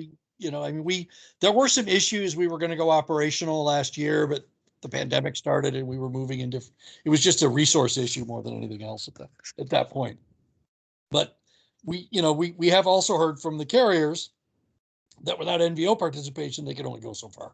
So we're kind of hitting both walls here. Yeah, Many of the carriers have already tested, have developed, but they just don't transmit enough of their own house bills, for example, or enough simple bills to do it. So they're looking at how they can link as master bill operator, master bill providers, et cetera, and continue to, and work within this process. So we recognize we got a long way to go. What we need to do is we need to kind of put it on the table and then start that movement. That's the one thing all the outreach over the last several years has indicated to me that what I've been told specifically is you put it in the regulations or you start the process, and then we'll be more serious and we'll talk to you about it. Okay. So, and we just didn't have it at the agency level. It's there now. Those regulations will be here quicker than you think. Yeah. Okay, thank you. Timeline for those regulations? I don't have yet. We're just starting the process. We're writing them right now, basically. We're beginning our internal process to publish regulations. However, the quicker we get them done, the quicker we move to publication. So we're on a fast track now. We're hoping that all 3 sets will be ready, will be at least in the attorney's laps by the end of this year, which means if they're already largely written and don't require a lot of rewriting, we should be able to move sometime into NPRM sometime next year, hopefully early next year. But this is different from what David is announcing, right? This is to enforce. What David is announcing is just the extension of the pilot. Right, we're extending. And that will come faster. So that we don't have to shut the programs down. That's correct. We have to have legal justification to collect the information. So this is our legal justification to collect this export manifest information electronically. We're going to continue that through a pilot, but we're then going to mandate it electronically in our future regulations, which hopefully will be published early next year. Okay. First half of next year, I would suggest. Got it. Thank you, Jim. To put it this way, Fanny, thank you, David. Yes, ma'am. You're welcome. You're welcome. But to put it this way is that they'll be extended another couple years. And so, at least from my point of view, I'd like to at least be done, if not close to being done, regulations being out the door by the end of the next pilot, which would be 2 years. Oh, I see. What he means is all the comments answered and the regs published, and we're actually in full-blown implementation phase. And that would be the plan, is probably well under the 2-year period, we'll be in full implementation of this program. Okay, but the enforcement regulations should be coming out by early mid next year, so that people can be starting. That's a wild guess, only based on where we stand right now with having written a significant portion of them. There's still a lot of legal analysis. There's a whole process we have to go through internally to get them all analyzed by the lawyers and get them in final publication phase. And then there's a bunch of signatures and reviews that they have to go through. So I'm just saying, I would think first half of next year, we could probably get 1 or more of those packages ready to move out. Okay. Yeah, I think it's critical that trade knows about that, so that they can take it a little bit more seriously and start participating in the pilot. So use the pilots and tell them, look, CBP has said that those regulations are to follow. They will not be too far behind. Correct. Yeah. Thank you. The pilot is really the legal basis to continue. It's a procedural step that we have to follow within the law, but the regulation change is right behind them, and depending on how long it takes to get all the I's dotted and T's crossed, those regulations should be published in relatively short order, sometime before the first half of next year. Thank you. That's it, Stephanie. David, one more time, if you could repeat what you said earlier. What is your target date to publish the FRN for the pilot extension? Those are relatively soon. I hate giving dates. I hate doing that. If Mr. Swanson wants to do that, they've been drafted. They're pushed up. They're already going up the process. They have signatures of, executive level signatures already. So they shouldn't be long. Probably before the end of the year. Yeah, I would say before the end of the calendar year, you should see those. That's our target. That's our internal target date, is to get those published. we don't see any real issues with them right now. We haven't had any real pushback on them. It's just a matter of how long it takes to get them through and what happens when we go over to the Federal Register with them. And they're pretty simple to go out, I should say, because there's really no change. We're not updating the existing or the expired ones. So it was pretty simple to draft up. Yeah. Thank you. That's it, Stephanie. That's all we have. Thank you. Okay, thank you guys. Anyone else have any more questions for David or Jim? Going. Thank you guys. I hate to interrupt. This is to Swanson. I have to leave this call, Jim. I got to attend a truck meeting call. So take care, everybody. Thank you, Gary, for everything. Hey, it's been a pleasure, guys. From the best for you and your new Thank you, endeavors. Gary. Hey, take care. Bye. Thanks, Gary. And just like that, he was gone. He came into our lives and then he blew out. All right, CBSA E-House bill update. There's Mr. Penn Stack. Thank you for joining us. Thank you. Good afternoon, everybody.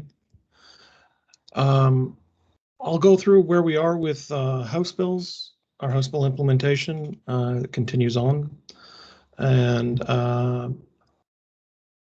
we can go from there if you want to just go to the next slide. So House bills were implemented into our systems last November, and they've been in and working since then. We put the mandatory date starting as last January 4th, and then we began a 6-month period of zero-rated AMPS penalties. So it was mandatory, but if you didn't comply, you got a notice of non-compliance that was $0 rated. As we approached the July date, at the end of it, we got requests from the trade to extend it. We agreed to extend it through the fall, the informed compliance period, that is the period with zero-rated penalties. We've done that. We said the fall. We're currently in internal discussions with our executive on when the actual formal date will be. I don't have a date yet. It's an active discussion. We just received a letter from CIFA, the Canadian International Freight Forwarders Association, this week that is going through our executive branch, and we're responding to that, and we should have a decision on when we're going to have the formal date for monetary penalties sometime soon. And once we do, we will publish in as many forums as we can. There have been a number of defects identified through the implementation period. And just this week on Tuesday, they dropped 16 fixes into the system. So most of the known defects have been fixed. There's a few defects that still remain, specifically around mixed in transits, that there is a workaround in place. But most of the known fixes have gone in. Our biweekly implementation calls continue. They've been going for just over a year now. I think they've been very successful. We run every other Thursday. We have a WebEx open invitation. We run usually an hour and a half, 2 hours. And lately, the attendance on those has gone from the 1 in 200 people to down to around 40 or 50 people. So we're taking that as a positive sign. The most recent advance I have on the House bill side is, can you go to the PDF that I sent you? We have got a little more clarity on support channels. So we have always struggled to get the message out. People have gotten sent from office to office when they're asking a technical question, or if they're asking a question about clearing live freight, or if they just have a policy question. We have a number of support channels out there. For pure technical challenges, we have the TCCU and their phone number and inbox. There's also the Manifest Help Desk, which is comes to my unit, and the more like process-oriented questions, the hows and whys. And there is a compliance inbox that has quite, if you got a notice of non-compliance, that's where you would go. And we have always said for live freight issues, if you're dealing with something that's stuck, you'll have to go directly to the freight involved. We've got through an internal support working group for freight forwarders, we put together a series of email addresses that are broken up by region that should be able to provide better support if you're dealing with something and it's stuck somewhere along the way. If there is a follow-up email to this call from the organizers, they can certainly include this. It has all of our technical support numbers. There, if you have questions specific for holds and risk assessment notices, to our National Targeting Center. If you can scroll down. Yeah, so the help desk, that's our unit. There's the regional support there. And I think there may be compliance at the bottom there. If you scroll all the way down. Yeah, there's client registration and client support. So we have this went out through our technical bulletins, or EDI technical bulletins from the TCCU. They're available in English and French, obviously, and they can be available through this call. The big thing is we're still awaiting that final date for the mandatory House bills. Other than that, it's the implementation continues. We continue to see more and more people use it, more and more clients using the House bills, and more ports reporting issues, both positive and negative. And so we're getting better at adjusting to the new electronic way of doing House bills. At this point, I guess I'll just throw it open to questions and comments. Please feel free. Tim, it's Nancy Hart. Sorry. Hey, Nancy. How's it going? I'm good. You haven't been on a call in a while. I know. I think we're actually doing pretty well as far as the filings are concerned, or our clients are doing pretty well. But I do have a question about the BSF 673. Yep. Which is I guess it's a kind of a post-arrival change. Well, that you can't do on your for post-arrival changes in the House bills. There is the amend function, right? Which is and the BS, and there's certain things you can't change. You can't cancel it after it's arrived. Right. You can't. That's what the BSF is for. Okay, right. And we get that message, that error message from or the response anyway. I think it's a Y59 or something from CBSA. And in those cases, I've been providing the customers with the BSF form, as well as the email addresses for the long rooms that accept the BSFs via email. Yep. It might be helpful to add that information to the EDI notices that are going out, like the one that you just showed, which was extremely helpful, because it's very difficult on the CBSA website to kind of drill down and know which long room office you should be emailing stuff to. And so I think that it would be very helpful to the trade, so that if there's somebody overseas that's getting that kind of a message back in the middle of our night, they can at least start the process and copy or notify their Canadian agent or the Canadian broker, but at least get in the queue, because I'm sure you guys get quite a few of those.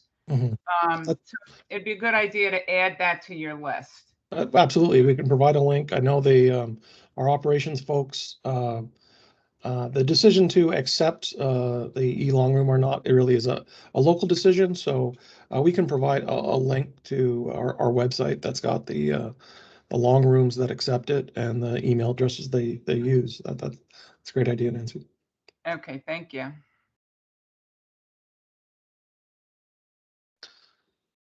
Are there any other questions on House bills or anything else CBSA related? I do have a question. Tim, you mentioned that there are a lot of fixes that went out. Are you able to share the documentation about the details of those fixes? I have a list of, I believe there's 16 on them. That's going to require some English to English translation because it's written in government IT speak, which I need help with. And a lot of them are inward facing, but we're looking at the list and going through, and we're going to the next implementation call next Thursday. We should be sharing a list of what fixes went in. Okay, so I guess related to that, in particular, what I'm looking for is the challenge that we're getting Y78s when there's a need to update the sublocation code. In particular, as a forwarder in VO, we need to reopen our manifest to allow the master carrier to submit theirs as a new sublocation, and then we have to reclose ours, which is quite a lot of hoops to jump through when we're moving quite a bit of volume. Is that on the target list to be adjusted as well from a technical perspective? Well, I depending on the situation, I don't think that would be a defect per se. Like you would be getting that error code if, for example, you submitted import house bills and the carrier submitted an in-transit cargo. There's no, let me clarify. It's just both for import cargo, and there's no in-transits involved. It's just where the sublocations don't match, and that's okay. Okay. Again, the reason you should be getting a Y78 is if there's something incompatible about your set. For example, if you list one primary warehouse and a bunch of CW warehouses, that's not an acceptable set.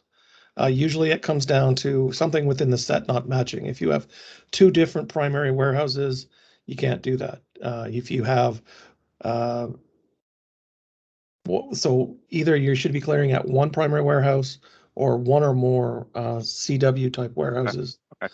All right. And that generally is the cause of that error. Okay, thank you.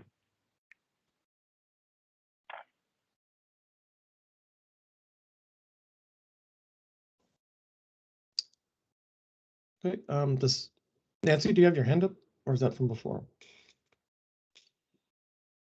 Nope, that's an old one. Okay. I will lower my hand.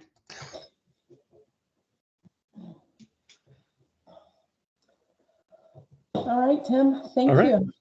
Short and sweet. Thanks, everybody. Yes, sir. Oh, I will just say, if you'd like to get an invitation to the biweekly implementation call, just send an email to the help desk, and we'll get you on the list for that call. Thank you. Okay, thank you. I'm going to stick that email address in the chat That's great. Thank you. while Jim is talking. Okay, Jim, you're up again, buddy.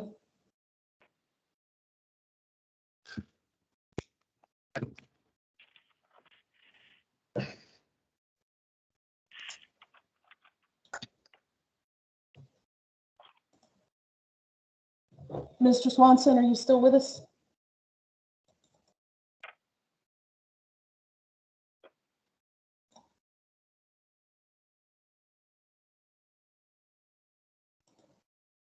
How to solve And it looks like he has hopped off the call.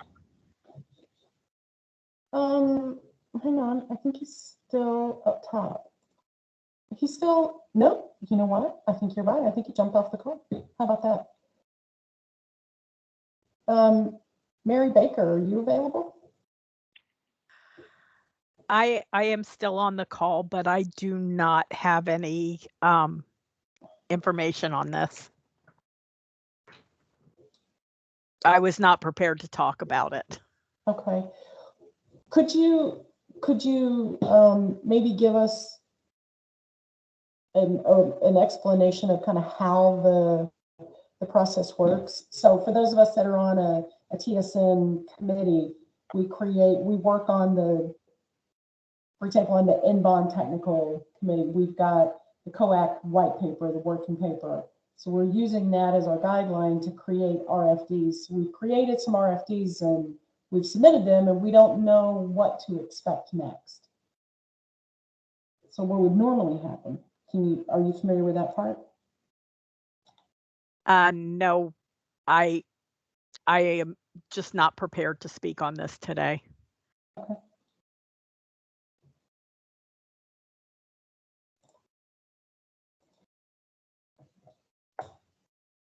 Then I will take it back as an action item. Okay, yeah, that would be great. I think I know from the Inbond working group, we're interested to find out what happens next. We've created several RFDs. We submitted them, and we're not sure. So it'd be very helpful. And then I guess our next section, so we're really kind of ahead of schedule, and our next section is kind of the open mic, open questions section. So if anyone has any items, new items they'd like to discuss and bring up.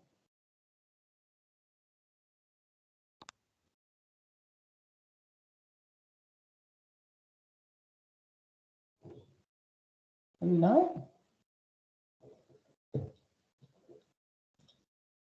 Either we're also stunned or we're also smart. I know.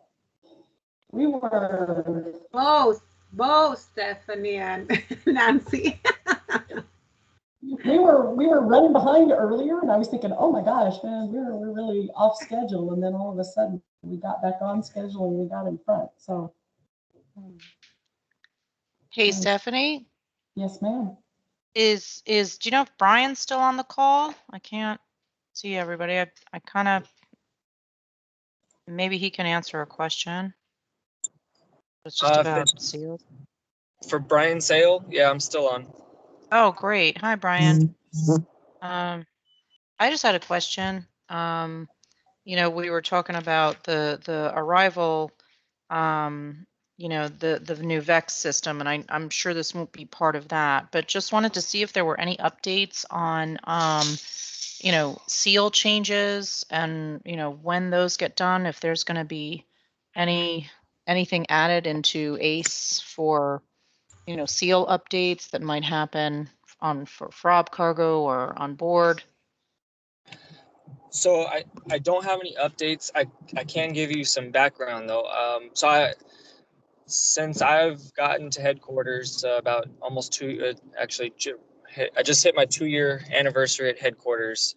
I don't know if that's a happy anniversary or a sad anniversary, but It's good for us. We like talking to you. I've definitely been trying to get that capability built out because we have in the system that we record our inspections in, we record the seal change, and the way it currently works for the users is it's a pain. They have to record the seal change in that system, and then they have to go over into ACE and record the seal change there. I saw the news that, you know, for the truck manifest updates that there's going to have the ability to provide seal change notifications. We definitely want the same thing for ocean. We've been asking, and I think where it's currently at is it's just not high enough on the priority scale. I think we tried to sneak it in with Ocean House Bill, but it was a little too late in the development for that. Whereas with truck, they were able to kind of get that on the to-do a little sooner on in the process. I don't know if anybody else on the ACE side of things has any other background or context on it, but that's where it's at from my side of things. And we're still pushing to have it added and included as a capability, because we know it'll save time and effort for CBP, and it'll save time and effort for the trade stakeholders. Great. Thank you for that. Appreciate you pushing for that. So, okay. Just wanted to see if there was any update on that. Thank you.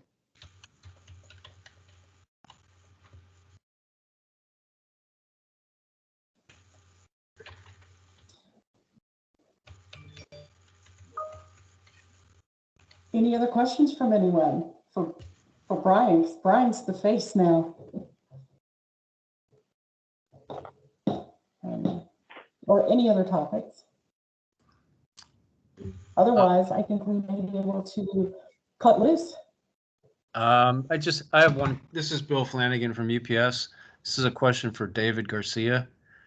Will participants in the pilot for export manifest be able to use that to close out their bonds during the pilot stage? Are you talking about your in bonds? Yes, the export in bonds, T&Es and IEs. Are we talking about, I know you're a big air carrier, so are you talking about air currently or any of the MOTs?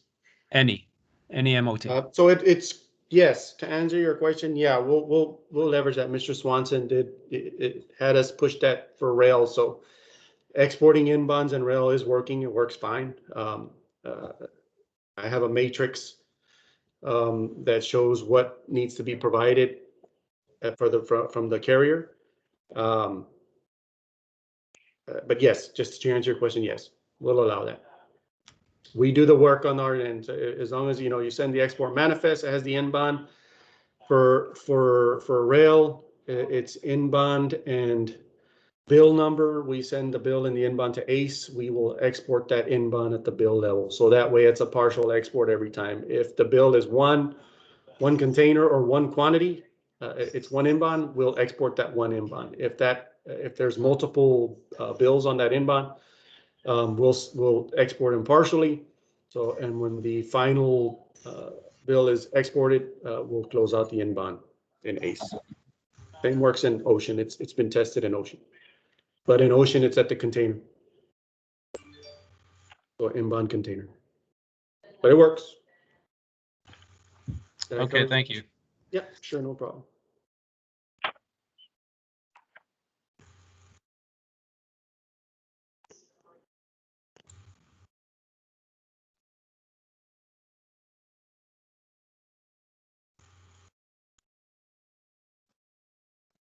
Suzanne, do you have your hand up? Suzanne Smith? You have a question?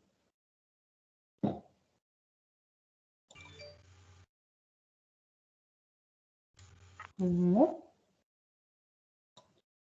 Okay, guys, I think, we've got some more comments. Oh, I see. So we have some more comments in the chat about seal changes.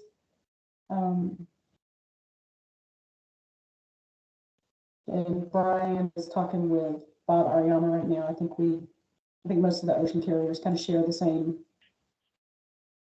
same concerns whenever onboard frogs have seal changes done on board, especially if it's a reefer that's moving under a FIDO cert. So the cargo gets at the destination country, the seal's been changed, the FIDO cert is invalidated, and the destination country rejects and refuses the cargo.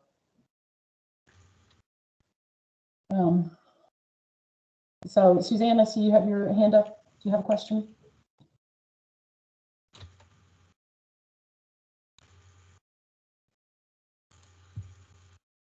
No. Okay. Anyone else have anything to add? Otherwise, I think, yep. Stephanie, sorry, it's Joe Brogan from UPS. Since we still have David, just to follow up to the question Bill had posed on export manifest. Thank you, David. I'm just kidding. Go ahead. So Jim had mentioned, in addition to the in bonds, in the date of export certification, TIBs and drawback. Is there an opportunity for pilot participants to leverage that as well for TIBs or drawback? I'm not a expert in the TIB and drawback process. I have processed them, of course, being an officer, former officer from the ports. That being said, it is going to be part of the process. It's just not built in there yet because we're looking at what can be provided, how can we close them out, communicating between the systems, export manifest and ACE, etc. But those will be included. So at this time, you can't leverage export manifest to close those out, but yes, they will be. We have to just figure out how. Make sense? Yeah, no, that makes sense. And just can you give us a little bit of, I guess, understanding of, export manifest? My understanding is that, that functionality is built and it's there. But the progressive mode and some of the other elements, maybe related to census and some other parties there, there's still some work that needs to be done on that side. Can you just speak to that a little bit? You mean the progressive filing that we're looking at implementing? Yes. So the language that I like to use, since y'all are very familiar with it, is kind of like ACAS, right? There's an ACAS system that you send that's set, that there's or an ISF. There's a specific set of data elements that are used, that are sent early enough, and we use them for whatever we use them. Those are not my systems. I don't really know what they're for. I do know ACAS is for targeting, but that's why I like to use that language. That's how we will work it similarly. At a high level right now, what I'm going to be asking for would be, it's cargo data, right? It's specific to cargo data. The total quantity, the total weight, and this is going to be for the House bill. All right, so cargo description, no generic descriptions, the shipper name, an address, consignee name and address. I had scheduled departure date and port. That's probably that could still be there, but if they know that information, it helps us for the targeting purposes. And also, but that's really not a cargo data element. And the final one is that was included last was the ITN, the exemption, and the inbound number. Those are definite cargo that's cargo information. So these are the data elements that we would be requesting a specific set of a time sooner than the entire bill would be due, the entire manifest, a complete bill, a complete manifest. Those are them. Those are the talks. Those are fluid. If you tell us something else, etc., we can work through those and work them. But that's kind of where we're at with the progressive filing. Okay. It will come sooner. Of course, that's what we're looking at. Right now, we have a number of 24 hours prior to departure from the United States, right? So the word, prior to loading, that some of these words that we were hashing out mean different things. Prior to loading, and so you come back, loading what? Loading onto a pallet, loading onto the truck, loading onto the train, loading onto the ship or the plane.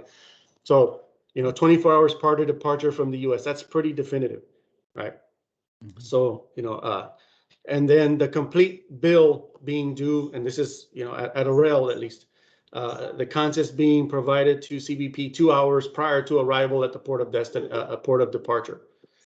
Right, a contest could be built in Chicago, but the Port Huron is the departure port, so it takes longer. I'm not familiar with the geography of it, but 2 hours from Chicago to Huron, is that enough time? I don't know, but 2 hours prior to that, that rail train getting to the port of departure, that's rail specific. I know so that's where we're at right now. Any other questions on that? Was I making sense? You want to follow up with anything that I've just said? No, that makes sense, David. Thank you. I think, probably the message, the takeaway is, you need some people participating in the pilots to kick the tires. Yeah. And at least from the initial programming days where it first started, even before I got here, when Rob Rawls was here and Bill Delansky was still over at ACE, pretty much the initial programming that was done then is pretty much the same. there have been some additional response messages or some codes that went back, but those are more fall in line with what is it? Like response messaging, response codes. You know, holds, hold removal, adding a hold. We are looking at creating, it doesn't exist now, but like a do not load message that would exist if the you know, if there was a hold on the bill and that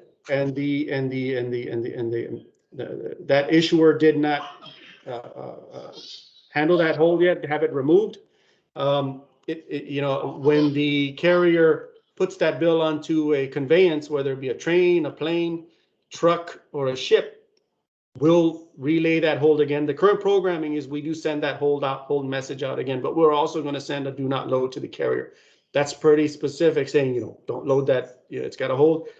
And then the carrier can contact their customer, which in turn, maybe that may be the house bill, simple bill provider or their customer, and they can reach out to them. But that's kind of what we're looking at. That doesn't exist yet, but that would be beneficial to the carrier, notifying them, don't put that on that conveyance. Hey, David, this is Mike Mullen. That 24 hours prior to loading deadline that you mentioned for the shipment level data, you were referring to like rail and ocean there, right? That's not going to work so well for air. We'll cross that bridge when we get there. Yes, we understand that. That's quite a long, you know, that's a decade in air. So we know that the air express consignment, these express shipments usually have are quicker from shelf to packaging to on the plane. So we understand that. Okay. Good, sorry, that's my son in the back. He's playing with his mother. But yeah, we understand that, and that will probably be dropped to a lower number for air. I think the pilot is even shorter. I think it might be 2 hours if I'm going off memory. I haven't looked at it in a while. Yeah, that sounds right. It seems, I think it's 2 hours. So you know, and which would mean that preliminary data or getting it to us as fast would be beneficial to us, because perhaps, and I'm spitballing it here, perhaps there could be some, and don't hold me to this, people, some kind of post departure for air, because, you know, those data elements could come in when the wheels go up. You just finish completing that filing.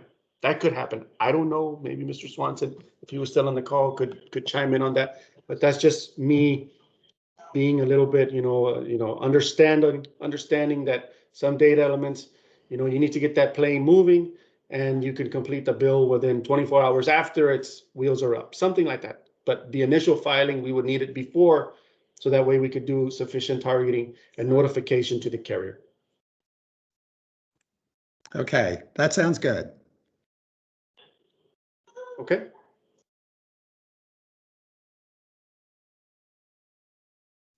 I actually do have a question. It's Suzanne with the Rockefeller Group. I was having some trouble with my mic. So can you guys hear me now? Yes. Okay. Yes. We were curious from a foreign trade zone standpoint for the electronic manifest. So when material is being exported from a foreign trade zone, quite often the bill of lading that's attached to the inbound movement is an invented or created bill of lading that's not going to be the one the material actually exports on. How will that be reconciled? So let me ask you, is that bill of lading, that shell bill, I've created inbounds coming out of FTZ manually and then processed inbounds coming out of FTZ, exported them that were processed QP. I know that's not the right thing, but electronically. Right. Mm-hmm. Is that bill of lading going to be what's in ACE? Well, that's the question. So it's not going to be, we're sure the carrier will issue a separate bill for the actual export portion. Well, if the carrier issues a separate bill, that's the bill that will be in ACE, correct? So if it's an IT or something coming out of FTZ. Well, the FTZ, when there is in ACE a created bill of lading attached to the inbound from the zone. Yes.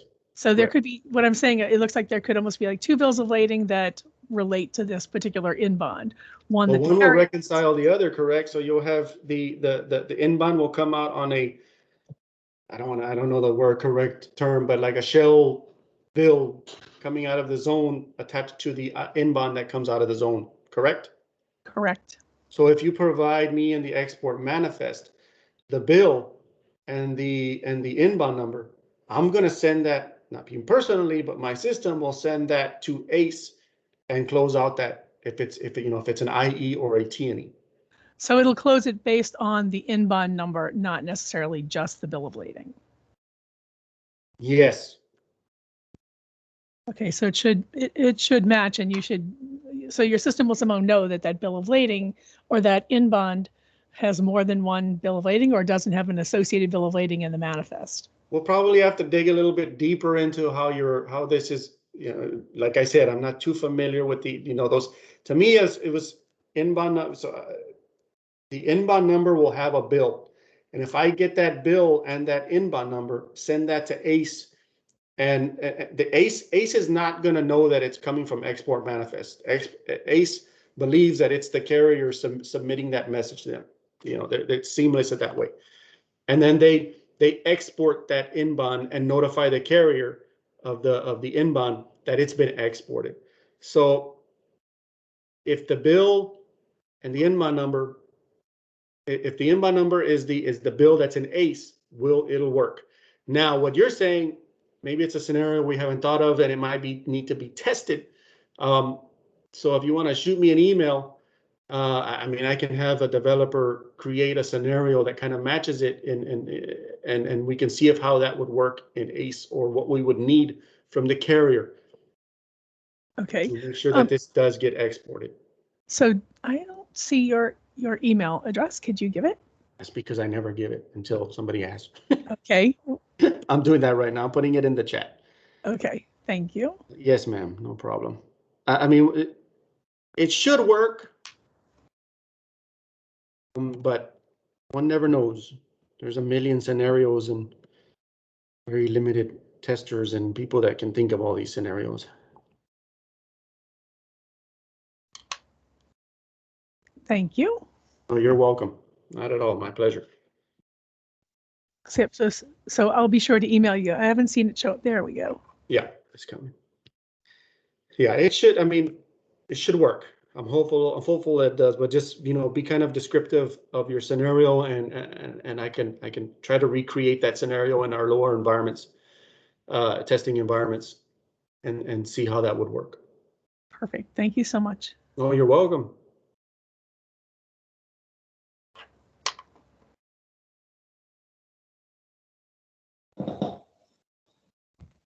You know what? All right. I think CBP should be in front of DHS. I think here. I'm sorry, Suzanne. I'm sorry, everyone. No, you're good. Okay, so any other questions, any other topics before we wrap it up?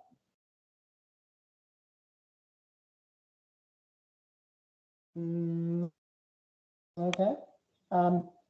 Brian, David, thank you for sticking around and talking so much. We really appreciate you offering so much insight and commentary. Thank you. It's been great working with you guys. Yes, thank you. Same. Okay. If no one else has anything else, then I think we can call it a wrap and break.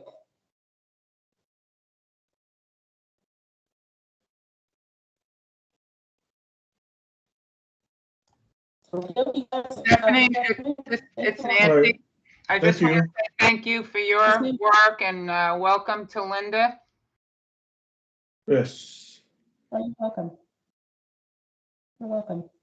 It's been interesting. I think doing the virtual meetings have been super productive, even though we all miss seeing each other face to face. So we'll see what 2022 brings. Yes, we will.